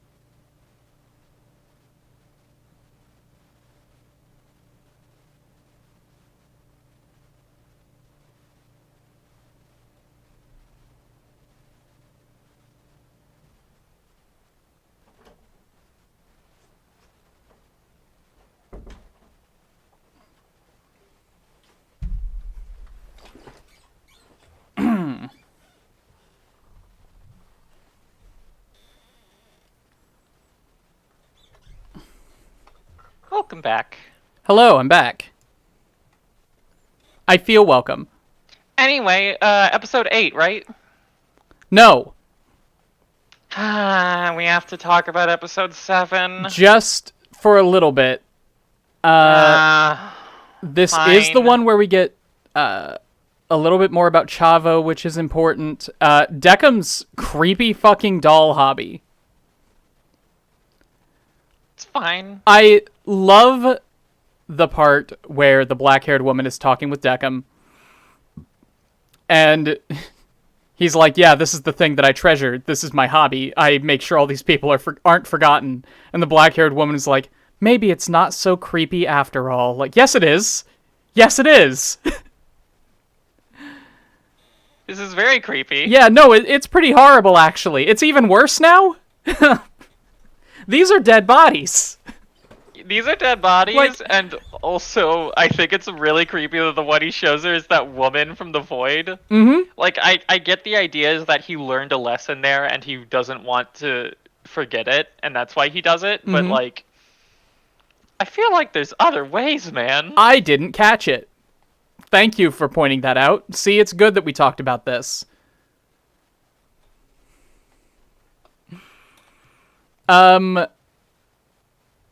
There was that. And yeah, they mention that the dummies would be disposed of if Deckham didn't just kind of keep them. But then we'd see them all in a pile. They just throw them in a pile in the basement. Yeah. Is that disposing of them? There's not that many bodies in the basement when you really look at it. So I Sure, like imagine that, if 7,000 die a minute, then yeah, not quite as many as you would expect. So maybe they do dispose of them, like they just incinerate it or something. We don't see anybody shoveling bodies. We just see them fall, so I imagine that when the elevator goes down, it's just a trap door that just that drops them. Could be. But then they just get dropped to another basement. Yeah. They probably recycle them to make new The void people. is the basement. You get covered with mannequins. Could have been burned in the fire maze. I don't know what that means, but I want to. That is what hell is. You just have to deal with the smell of moldy wood for eternity. Yeah, so I respect Nona in this episode for making the decision to create an arbiter with human emotions. See what happens. I really do love that. Like, honestly, her whole motivation is, I have no fucking clue how to solve this crisis. I'm just gonna throw shit at the wall. Just gonna and try see what things. sticks.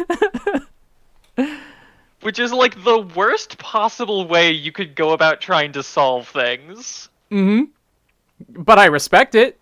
If you've got nothing else, you just gotta kind of do shit. I respect it, but it's so dumb. She's not a smart woman. Like, she's a decent leader. Decent I took a manager. calculated risk, but man, I am bad at math. But no, like, she's got a very scientific personality in that regard, where she just wants to see what happens sometimes. We see memories getting made like glass. Yeah, but why? Why is it glass? Why is it Like, rocks? see, that's the thing, is that we make fun of this show for all the stuff it tries to explain, but then we make fun of it for not explaining stuff. Like, we're impossible to please. We're impossible to please because it's so dumb.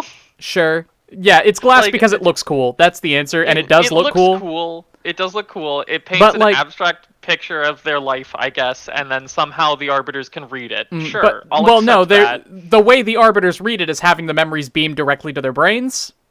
Why Yeah, the so why mosaic? do they need to make the glass? Yeah, they need to make the glass. The glass is integral to the process. But why? It is. Do they have a Look, card scanner or something? another thing about this show is that the answer to why is because it is. They Always. scan the glass. They process the rocks to make the glass, to scan the glass, to send the memories. Yes. And the little old lady swallowed a fly. Yes. The little old lady did not write Chavo. Anyway, if you really want to stop talking about episode 7, we can. There's just it really is just a lot of debate about just like, should we stay apathetic or should we do something? What do we do? I don't know. Okay, is that the end of the debate? I guess it is. Mm-hmm. And I don't know is a totally fine answer. It is, but then they never go into explaining that it is a fine answer. They just leave it there. Mm-hmm. I like what you pointed out in the Discord, where you said the only way we would know about how Decim is different from other arbiters is to compare their decision-making process, and the only other time we see an arbiter judge someone, we do not see him make a decision. Which is a hilariously bad decision on the show's part. There's just... We're supposed to care that Decim has memory, or has emotions, compared to other arbiters. And then we know nothing about other arbiters. Yep. We get Ginty, who's like the least important character in this show. We get Ginty. Clavis is not an arbiter? He's not. He's just He's always just the pleasant, bellboy? which is also weird, because if they have no emotions, there's no need for Clavis to be pleasant. Mm-hmm. Well, if none of them have any emotions, then this is a very boring show to watch. Yes, I agree, but... why? I don't... So many... Tenek, I do not think there were enough episodes to focus on other arbiters. I think even Ginty should not have been in it. But, if you're going to have Ginty in it, you need to show how his judgments are different from Decim. Which means you need to make him make a judgment. Instead, they gave us the end credit scene of just the two humans forming their own mini rock, like, pop group. That was... And then they die off screen. That was one of the biggest problems with the show. And then Haruta says, "My planet needs me," and died on the way back to his home planet. Scrub, if we're gonna go to episodes 8 and 9, do you have Discord open? I do have Discord open. Of course you have Discord open. We're on a Discord call. Would you like to read the comment you made in our chat about episodes 8 and 9 verbatim? Okay, so real quick, I just want to explain and preface that in the Discord chat, for everyone here who's listening, we usually give our thoughts on episodes. Sometimes we group them together, sometimes we give them individually. Like, my episode 7 list was like 5 different lines of text. Like, I had a lot to say about episode 7. Episode 8 through 9, I wrote 3 words. This fucking sucks. Yeah, Scrub did write just, this fucking sucks. Shake my head, imagine providing context for your thoughts and actions couldn't be me. I've seen the Barbie movie. Alright. Yeah, Tino, I also disagree with Scrub, but I see where she's coming from. I'll give my reasoning for it. I want to also preface, I don't think less of anyone if they enjoy this episode. I can absolutely understand why you would love these episodes. Death Rally. The 2 special guests are revealed to be a man named Shimada and a detective named Tatsumi. Both are shown to be after revenge and later have revealed that they have already taken their revenge. Is that all the... That's it. Is that all the description? That's the whole description. Wait, what? Huh? Episode 9. This continues where the last episode left off. It is then revealed that Shimada killed Tatsumi because he didn't try to save Shimada's sister. Is there more? No, they got bored, I guess. After, like, all the other verbose descriptions, we just get that? Didn't miss a detail, and then they got to episode 8, and they're like, this fucking sucks.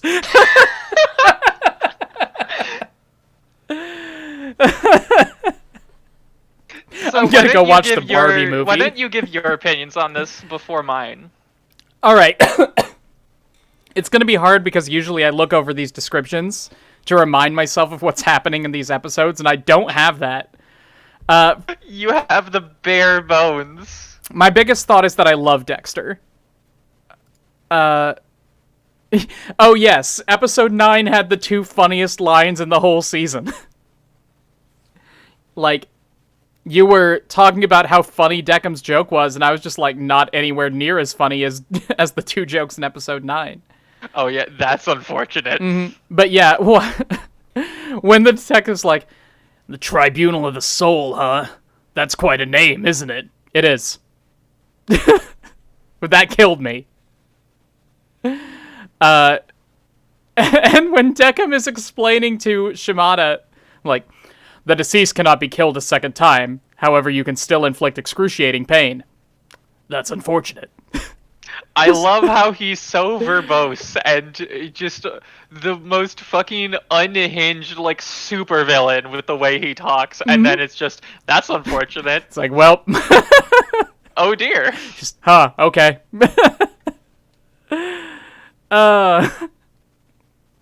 Well, shit. Why is that funny? It's just the delivery of Deckham. It's just completely emotionless, which I think is the best part about Deckham. It's completely emotionless, but he's still acknowledging that it's like an over-the-top dramatic name. Yeah, Tribunal of the Soul. Yes. Isn't that a bit, like, melodramatic? Yes. Yes, it is. I loved it. Fantastic writing. The story structure of these was the soundest of any of the Death games. I would say at the beginning, yes. Sure. Going into the reasonings and twists of this is what ruined everything for me. I don't think so much.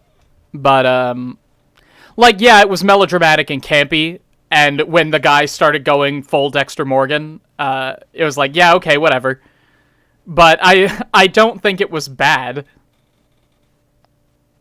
Why do you hate it so much? Okay, so let's go over They could just torture people here forever instead. Yeah, but they don't want to do that. They're already overworked. That's why they just throw them in the trash. They don't even have a proper torture den. They just have trash. So let's go over the description a bit more, because apparently the other team also didn't like this episode as much as me. So the what happens here is that we have 2 people show up, and we're told one of them is a killer. Mm-hmm. That's a lie. We'll get to it. Well, it's not a lie. One of them is a killer. You have 2 coins that make 25 cents. One of them is not a nickel. 3 coins that make 25 cents. One of them is not a nickel. It's a dime, and a nickel. So what we learn is we see this kid holding a bag and some detective dude, and they're just kind of like looking around. They seem pretty chill, you know, like the detective's like, don't worry, kid, I'm a detective. We can take care of everything together. Mm-hmm. And the kid's like, I'm a little scared, but go off. And so they go play air hockey, and it seems like they're setting up for like the air hockey pain, like they're doing the same pain gimmick that the darts had, but not at first, because the body parts listed on the air hockey pucks don't do anything. They're just aesthetic. Just playing air hockey. And so they slowly begin to reform memories, and they go from like, oh, that's right, we were both out of our way for revenge. Someone killed the detective's wife, and a man assaulted the kid's sister. So they're both going out for revenge. And then we later learn, no, they actually completed their revenge. Mm-hmm. And then it goes even further, and it's like, no, the detective is just insane. The detective is just an idiot. Oh, you see, I was the man who watched your sister get assaulted and beaten to a pulp. Why didn't you protect her? Why didn't you step in and do anything? Because I had to make a victim. Motherfucker, she already was a victim! You could literally just arrest him, or if you're still on your fucking insane crusader kick, you could just kill him right there and save the woman. But no, you have to fucking get off to just, like, hiding in your little, like, tree so that nothing can change. You are the problem. Yep. I don't think him being, logically challenged affects the narrative that much. The quality of it makes it so dumb, and just the fact that the kid, like, he technically got the person he wanted to kill on accident, because he wanted to kill the assaulter and the person who was watching, and he got it by accident. But if anyone just walked in, if his own mother walked in, he would have just gone into a panic and stabbed her. He fucking... So that ruins the kid for me, because he's just an idiot. Yeah, sure. Yeah, him stabbing the first person who walked in that door definitely did kind of put a damper on things. I didn't mind the detective being nuts, especially because, as Tino points out, the detective is Deckham. Yeah. I was basically just told, verbatim by the show, that I don't have to care about these people anymore. They're just idiots and psychopaths. Yep. And so I stopped caring, and the episode kept going.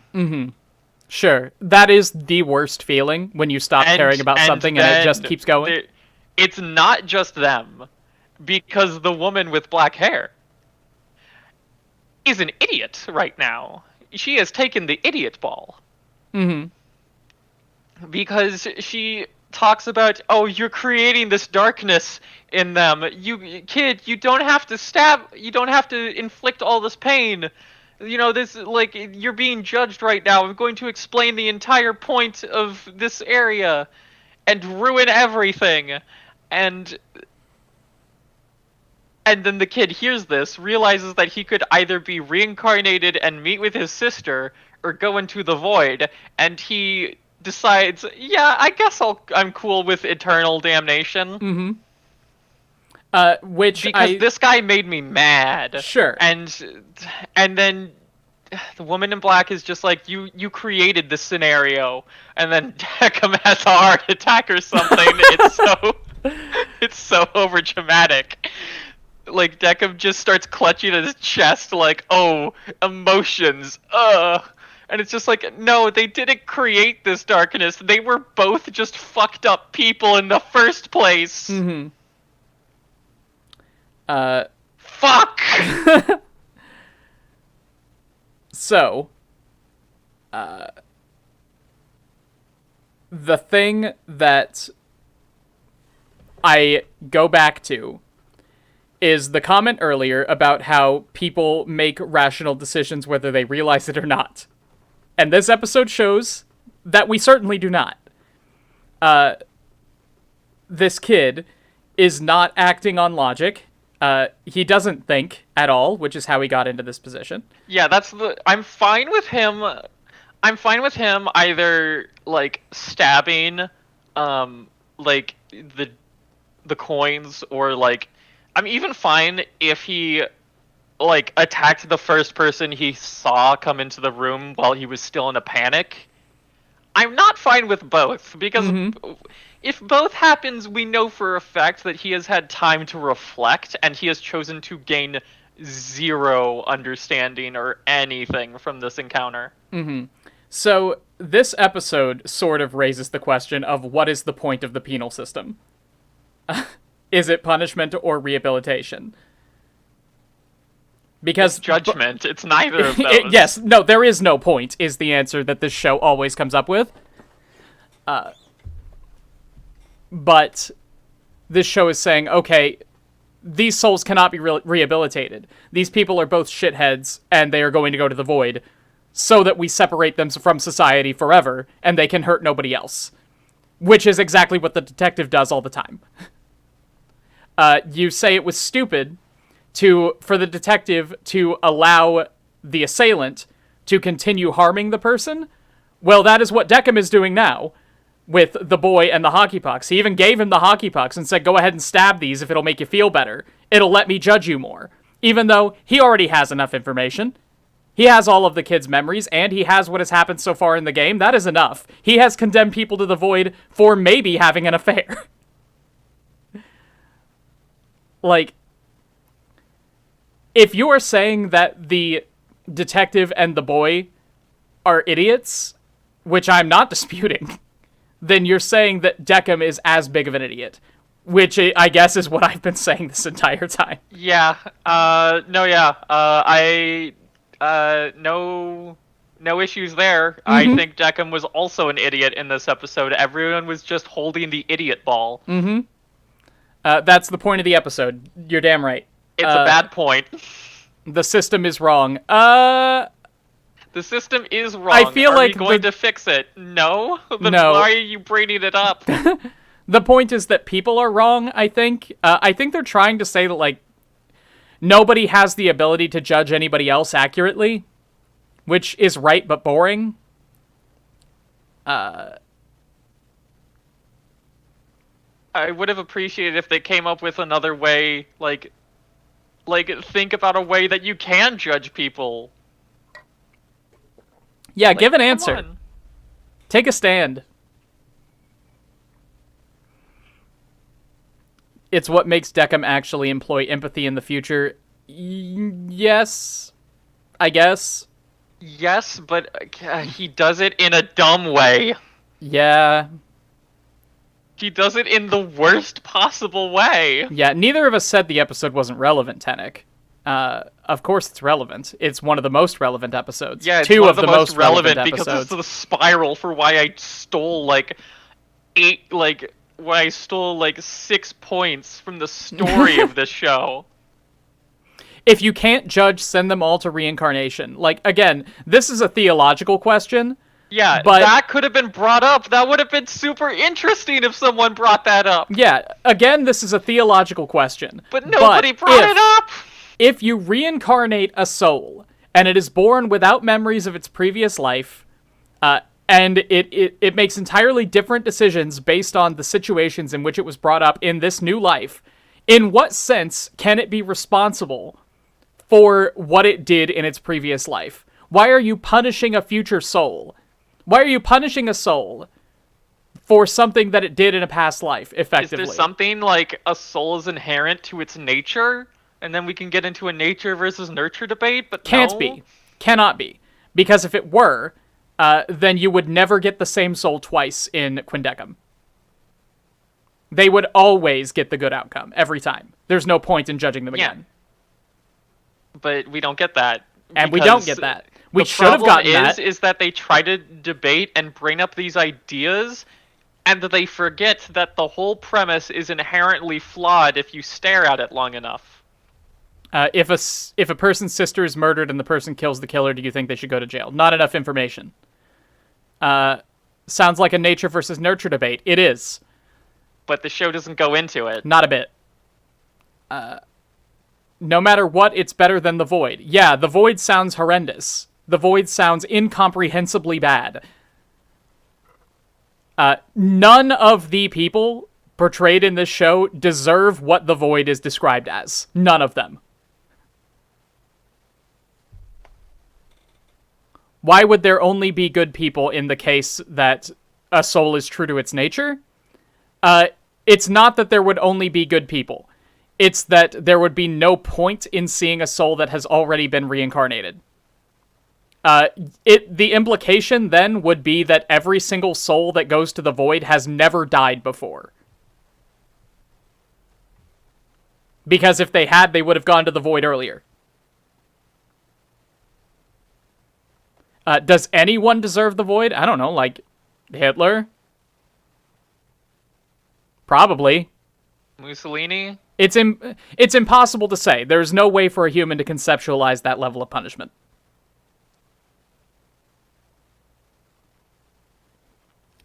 Yeah, Tenek, that it renders the whole system pointless. The arbiters aren't human. Yeah. Episode 11 is the best episode of the series. Which was episode 11? Right, yes. Okay. Mm-hmm. Chiyuki remembers that she used to be a figure skater, is asked by Decim to perform. While she is skating, memories return to her, and she feels overjoyed, but then the memory Wait. What? We didn't go over episode 10. Oh, you're right. You're right. Excuse me. Sorry, there is a reason that How dare you skip over Grandma? Episode 10. Nona tells Decim of a special guest. The guest is an old lady named Sachiko Uemura, an illustrator. Also, the black-haired woman regains more memories and is able to remember that her name is Chiyuki. Okay, so... I liked this episode. It was nice. It went back to just... What's so bad about total solitude? It's not torture. You have never been alone. Yeah. I'm sorry. Listen, there's a different... Listen, I'm as introverted as the next person. Same. But you need human contact or else you will objectively go insane. That's just a fact. Mm-hmm. There is not a single human that with enough isolation time won't go insane. Mm-hmm.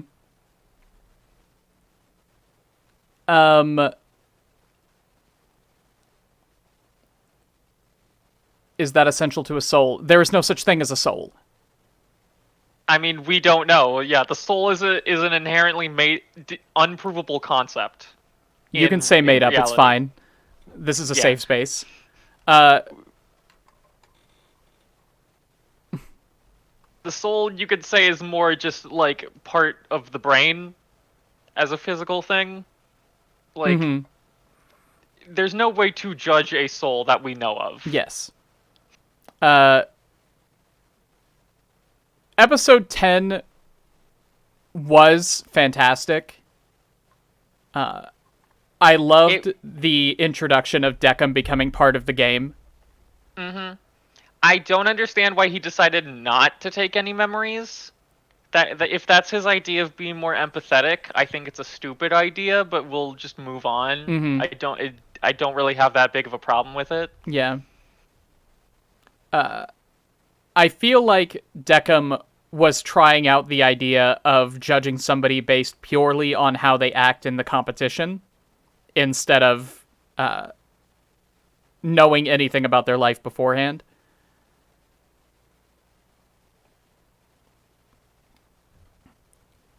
Yeah, this one is mostly just a vibes episode. It's just it feels it's the same kind of vibe as bowling. Mm-hmm. It was very pleasant, just very slow. Just a sweet old lady. Mm-hmm. It felt good. And yeah, the girl Chiyuki regained some memories. I think that's really it. Yeah, I mentioned what we can really talk about. I mentioned this in the Discord, but is Chiyuki's name not a pun, but a reference? Chi is blood, Yuki is snow. I mean, I can imagine because, yeah, blood from the injury and snow from the ice skating. Got here late, did we go over Death Billiards? No. Death Billiards being the OVA? No, and we won't.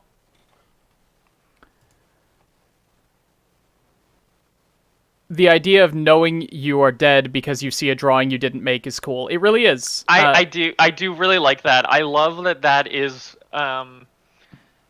like, that's explained really well, and it's so niche where I can actually understand that not really being a flaw with the system, and it's just something where it's just like, I'm dead, but she's just such a, like, sweet old lady who's lived such a full life that she doesn't really care. Yeah, whatever. I don't have any kids to look after. My husband is presumably dead already.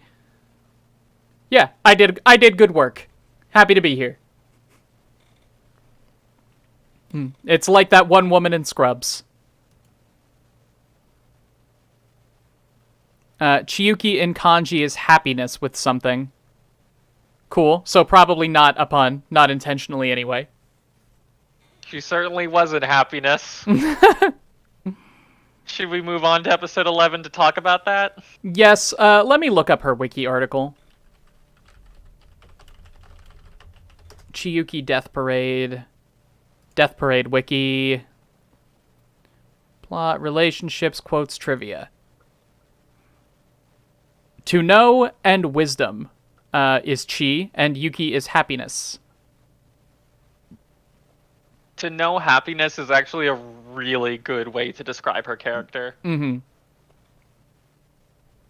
Yeah, we see the husband in the OVA. All right. Bye, Haji Memes. Nice to have you. Let's just tackle episodes 11 and 12, because they're kind of important together. They are. Episode 11. Chiyuki remembers that she used to be a figure skater and is asked by Decim to perform while she is skating. Sorry, I already read this. Chiyuki asks me if the best when perform. She was getting overjoyed, but then remembers her knee injury. Returns, she trips and falls on the ice, scraping her skin on her right knee to reveal the doll skin underneath. She tells Decim of how she got hurt while figure skating and has to go to the hospital, and the doctor says that it's because of her injury she will never be able to skate again, and later Chiyuki committed suicide. The two return to the bar area where Decim serves a drink called a Memento Mori. It is revealed that Decim might have put something in the drink, for his remained untouched, and Chiyuki fell asleep after drinking it. Decim then apologizes to her. Chiyuki on ice. Got him. Yes, I'm sure everyone was thinking Yuri on Ice when they saw this scene, even though this came out before Yuri on Ice. It did by 1 year. This episode isn't really important on its own, even though it is the best episode of the show. Yeah, we have to talk about how beautiful the ice skating scene is. Yep. I mentioned this at the very beginning of the stream, but I love the sound of ice skating so much. It's so pleasant to the ears. It's so nice. And I also just, even the stuff not about the ice skating, just Decim just having the dolls play the song and clapping is, it's creepy, but in like a heartwarming way. Yep. It's very Decim. Creepy in a heartwarming way. Yeah. But yeah, the sound design on this was incredible. Very satisfying scrapes and clacks from the ice skates. Especially with the ways the song kind of cuts out when she makes her jumps. And when the injury happens and everything just kind of goes silent. Very good. Learning Chiyuki's backstory, I don't think it specifically is anything too special, especially for an athlete story. Yeah, it's a very normal athlete story, and we've already had a character show up who committed suicide because of depression. Yes. Which is very cool. Well, there are 3 characters who commit suicide in Death Parade. There's the guy, there is Chiyuki, and there is Haruda's girlfriend. The first guy does it because of depression, mostly. Haruda's girlfriend does it because she's slighted. And Chiyuki does it because she feels her life is over. So I think that's interesting, is just getting these 3 different reasons. What it feels like to me is that it is a... when it comes to the guy, it's a chronic depression. Whereas with Chiyuki, it is just a depression for like an exhaustion of life. Yeah, she is depressed. She does not have depression. She is just in bad circumstances that cause her life to kind of degrade. Like, Tenek mentioned that they didn't understand why Chiyuki's injury made her see her friends and family as strangers. She's lost everything. She's lost everything. She is no longer able to engage with the thing that gave her a social outlet. Like, what do you want her to do? You want her to take up canasta? Yeah, she also feels like nothing can relate to her again. Skating was how she talked to the world, and now that she can't do it, she feels like she is without a mouth. Yep. Can't even scream. To be fair, I think she was being a little overdramatic. Yeah. But it is a melodramatic show to begin with. I can understand why it happened. Like if I was just like, I don't know, given some weird brain injury or something, and I was told you can never write fiction again, I would be pretty fucking bummed. Yep, for sure. But then fiction is a solitary activity for the most part. So that is still a different situation.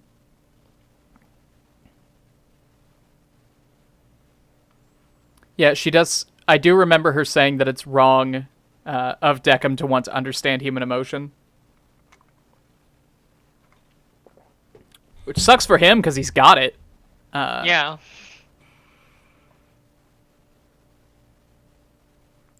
Yeah. There's really not much to talk about in this episode besides the ice skating scene. Do we want to go over... We never really brought up the rules that Oculus keeps stating. It's because they don't matter.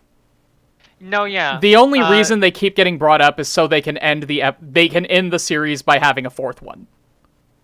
Yeah. Which is basically just them saying, like... Never gonna do that again. Never gonna change, never gonna fix the problem. Mm-hmm. They leave Deckham alone, so I imagine there's, like, I think what they wanted to go for was the idea of, that, like, things can change and things will change, because he's different, but, like... kind of just makes me feel like, what was the point of watching this show? If nothing was I ever don't have fixed? a problem with that. Null results are important. I suppose, but And it if just the feels only like thing if the only thing that changes is Deckham, then that's still valid. it's still valid. The problem is that I feel like it wasn't my time cheated with the show. I was cheated with the whole philosophy debate that never happened. The answer was apathy. I don't know. I still feel like that's valid.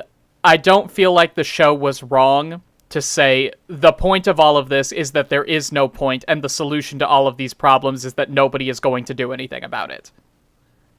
I think it's interesting to think about, and I prefer that to a half-hearted answer.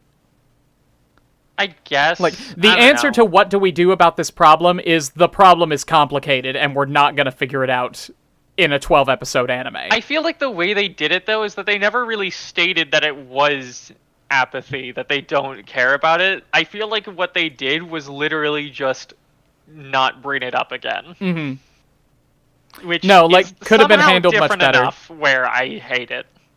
Yep. Could have been handled much better, but I don't despise what actually happened. They say at the end they will lightly implement what they did with Deckham. No, they don't. Do they? What do you mean? I don't remember them ever saying that. They make a rule at the end that they cannot do that. That they cannot have humans working alongside, and that arbiters aren't supposed to have emotions. They just leave Deckham because they don't bother with it. Yep, because they don't bother with anything. Arbiters may not work hand in hand with life, for that will ruin them. That's the last line of the series.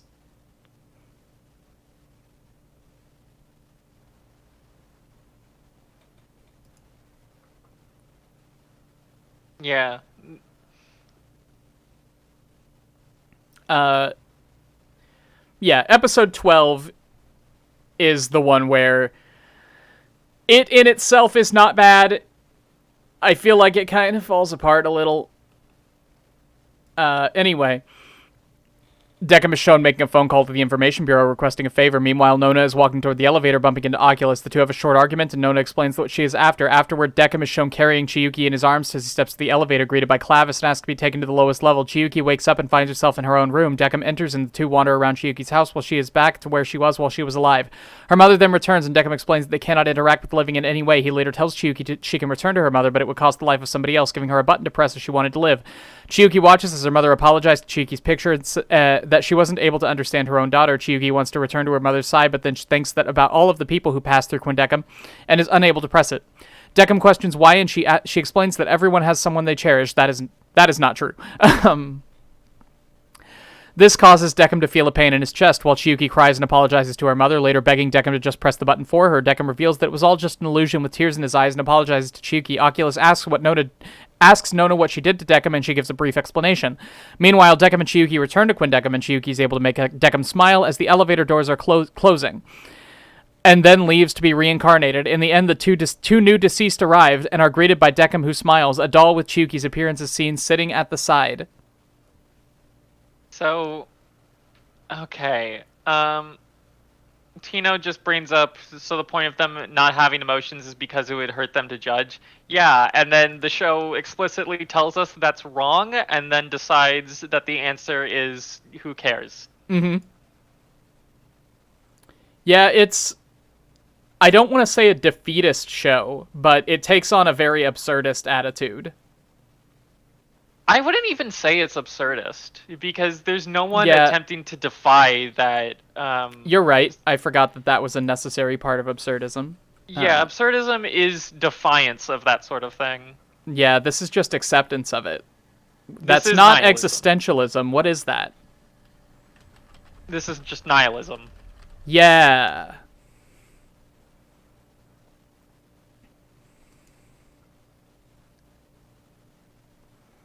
Nona knows it hurts, but she thinks it's worth it because judgments are better that way. I didn't get that impression.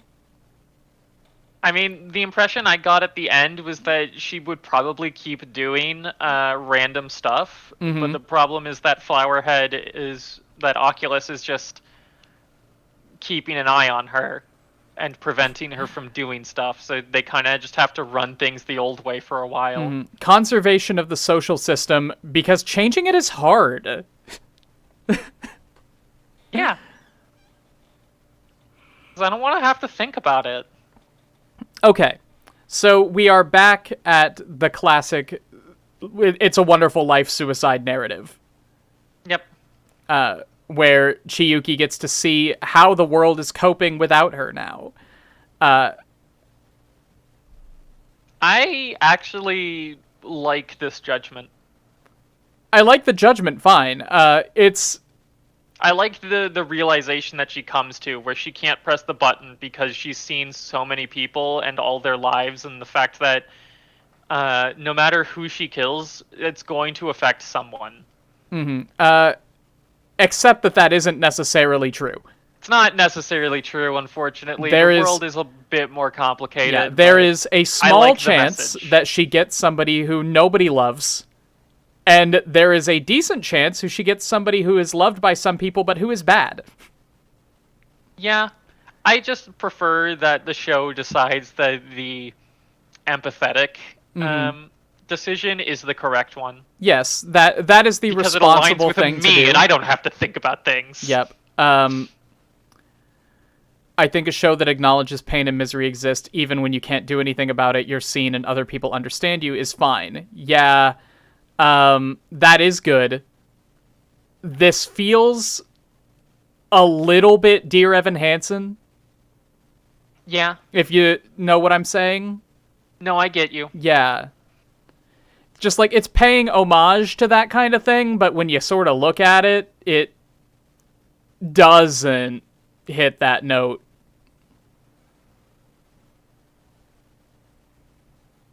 It tried. Yeah. So, like I said, we're back at the classic suicide narrative where somebody gets to see how the world is doing without them. And Chiyuki gets sad about it. And it's... I hate to criticize this kind of thing because, like... Obviously, it's impactful. Obviously, like, it tugs at the heartstrings. It's just supposed to so much. It's the same problem I have with Clanad and Your Lie in April. Any of the shows that are sad for the sake of being sad. Like, it feels like this character was created as a tragedy, not as a person. Not as badly as some others, but it's just hard for this to have the effect that it's supposed to have. You can really tell she was created for a tragedy when you look back and realize that we had literally nothing to say about her. Yeah, for sure. Like, well, it's because she was an amnesiac the entire time. By the time we get her backstory, it's time for the tragedy to happen, which is because she is nothing but her backstory. Yes, well, nobody is. But that isn't what happens with something like Anohana, for example.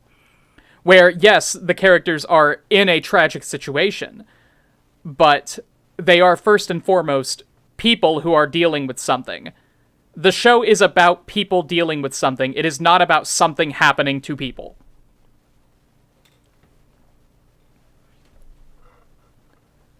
What's the point of the book? The Chavo book? It's a metaphor. Yeah, it's a metaphor for how we express ourselves. Yep. And of the importance of reaching out and understanding different people's emotions, finding ways to communicate with people who are not like you. Yeah, it seems like the whole point of the book is to give an answer to the whole apathy in that it is that there are ways that we can better judge people through connection with them, and then they drop it. Yep.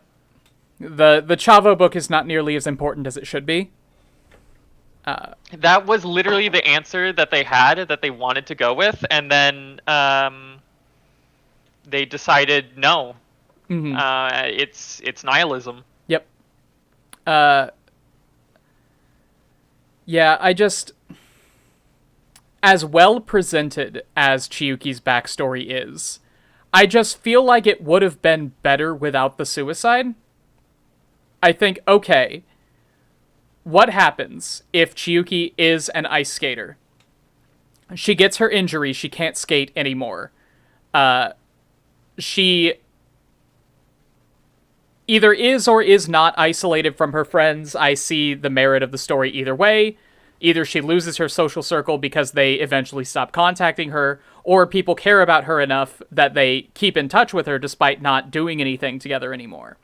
But suppose this injury gets infected, or the doctors discover like a tumor or something in her leg that spreads to her bone marrow or something, and she dies completely against her will, while she has this loving family and social circle.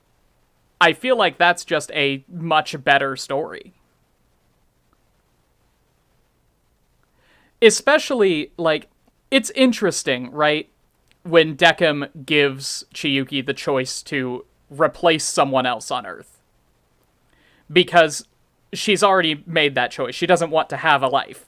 And now she has a chance to undo that choice. That's interesting. I just think it would be a much more difficult decision if she had not, like, taken the choice to not live. I don't know. It would have hit me harder if there were no suicide involved. I can understand why it was involved in showing, I guess, the mistake of it, which is a little bit... suicide's already the most gray topic in, like, the world. It always feels bad, right? No matter how you deal with it, and no matter how adeptly it's done, if you're being responsible in your depiction, it just doesn't feel good.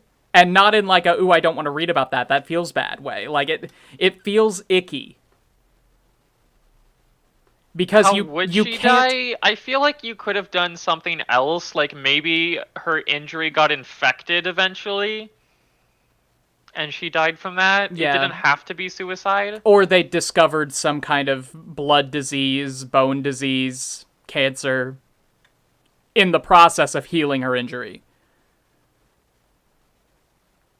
But yeah, when you're dealing with suicide in media, the only responsible thing that you can do is make the person who attempted or committed suicide be regretful about it. Because if you say that this person decided, yeah, this was actually the right choice for me, then that is having a real effect on the lives of real people in a very dangerous way.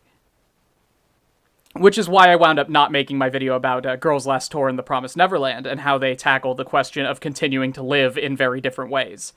Because I could not unequivocally say that both of them completely condemn suicide. Tenek, you're not. It's all right. You're not feeling pedantic. This is a debate between not only ourselves but also the chat. So I'm glad that you're getting involved in this. Mm-hmm. But I just feel like, given those restraints, if you care about the effect that your work is going to have on a viewer at all, it's very difficult to write a suicidal character in a way that is sympathetic and realistic, and interesting. And I don't think this show completely pulled it off with any of the three characters who were involved with suicide. And honestly, Chiyuki, I would probably put her last.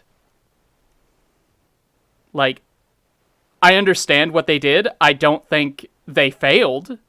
I just think it's a very hard thing to pull off.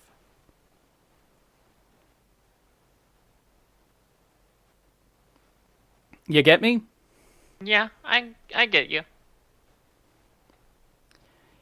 Anyway, Chiyuki says, hey, I do want to replace somebody. Please press this button for me, which is very cool.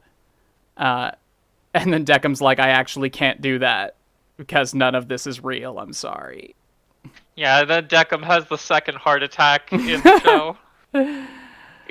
I'm sorry. I get that it's him, like, experiencing emotions for, like, the first or second time. And so he's really just, like, exaggerated about it and all that. But it really just looks like he's having a heart attack, and Sure I does. cannot help but laugh at it. His heart is being attacked, Scrub.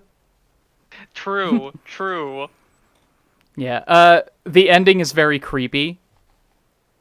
It's meant to be, but the very last shot when the folks come in to Quindecum and they see the doll of Chiyuki. That's a little... I don't know how to feel about that. I do. I'm creeped out. I get the idea behind it and that he doesn't ever want to forget the time they shared together, which is sweet. Yeah. But that is still her dead body he's parading Yes, around. it is. It's a death parade, if you will. We did it, gang. Yep. We solved Death Parade. Why is the show called Death Parade? I get the death parading part. around the concept of death. Mm-hmm. It rarely ever like actually talks about death. It's more about the judgment. Mm-hmm. Because it's cool. I think there is no answer. It doesn't matter. Really, I think just because Death Parade is in English, I think it might be what Benzer said. I think it's just because they put the two words together and thought it sounded cool. Mm-hmm. All of the episode names are in English too. And not all of them make sense. Honestly, because it sounded cool is maybe the best. It's a fine answer to me. That's probably correct. That's the best way you can describe the show in general. Mm-hmm. Why are we having this debate that doesn't go anywhere? Because it sounds cool. Yeah. Why are we having these death games? Because it sounds cool. Mm-hmm. No, I think because it sounds cool is pretty much the biggest thing with this show. It has a lot of really fun surface-level ideas that it doesn't go into very much. It kept me engaged. Oh, yeah. No, at least the first time I watched it. I did not enjoy the second half of this show, but I will admit that I was engaged the whole way through. Mm-hmm. Like, I breezed through this show. There are some shows we've talked about on here that I slogged through over the month. Isaacin. But this show was just a binge. Mm-hmm. No, I will admit I did watch like 5 episodes this morning. But no, it was not a chore to watch Death Parade. And the first time I really liked it. It was just a lot of fun, very imaginative, great visuals. There's no point, let's have fun, start the OP. Hints at many cool directions it might go, and then it doesn't go in those directions. Yeah, but it always hints at new directions, right? It never leaves you without something to think about, even if it never delves into it. Oh my god, this show is like Ruby. Sure. Oh, that I'm having a pain. I don't like that. Oh. All right. So when are we going to talk about Ruby anyway? Well, you can propose a show now, but it can't be Ruby. All right, we've got 15 minutes left. Chat, do any of you have any potential themes for the shows that Scrub and I should suggest? Remember that if you want to suggest a show for us to watch, it has to be self-contained in 12 episodes. Self-contained, 12-ish episodes. Do Yeah, not you can go, like, suggest 13 or 14, seasons that's of fine. longer shows are out. Movies are out.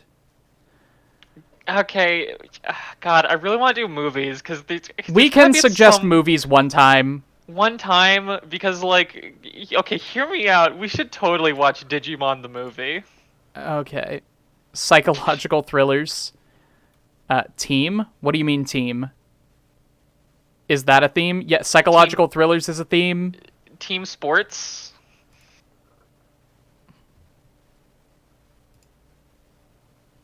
Team sport? Maybe that's what they mean? Sports teams? Let's go to my plan to Sportball? watch list. I don't know why I've been looking at my completed list for these.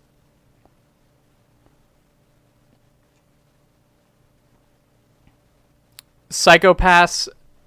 Psychopaths is 24 episodes. Psychopaths is 24 episodes. It does have 3 seasons, but you can watch the first season as a self-contained thing. Chat, you agree with me that we should watch Digimon the movie, right? Watch Fate Zero. Does Fate Zero count? Is it self-contained? I don't know.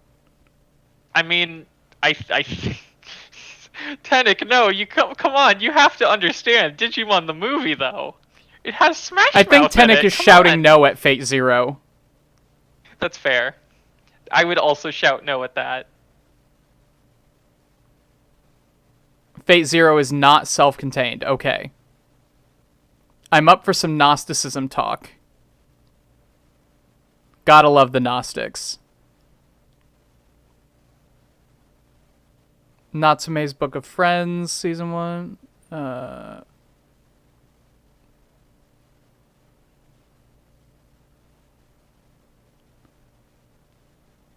Man, I really wish Katana Gatari episodes weren't 40 minutes long. I mean, I didn't say anything about episode length. I mean, if you'll allow it, I would say Katana Gatari. I because don't that is want to watch 12 40-minute episodes, but it does, strictly speaking, follow the rules. It follows the rules and it's the best anime of 2010.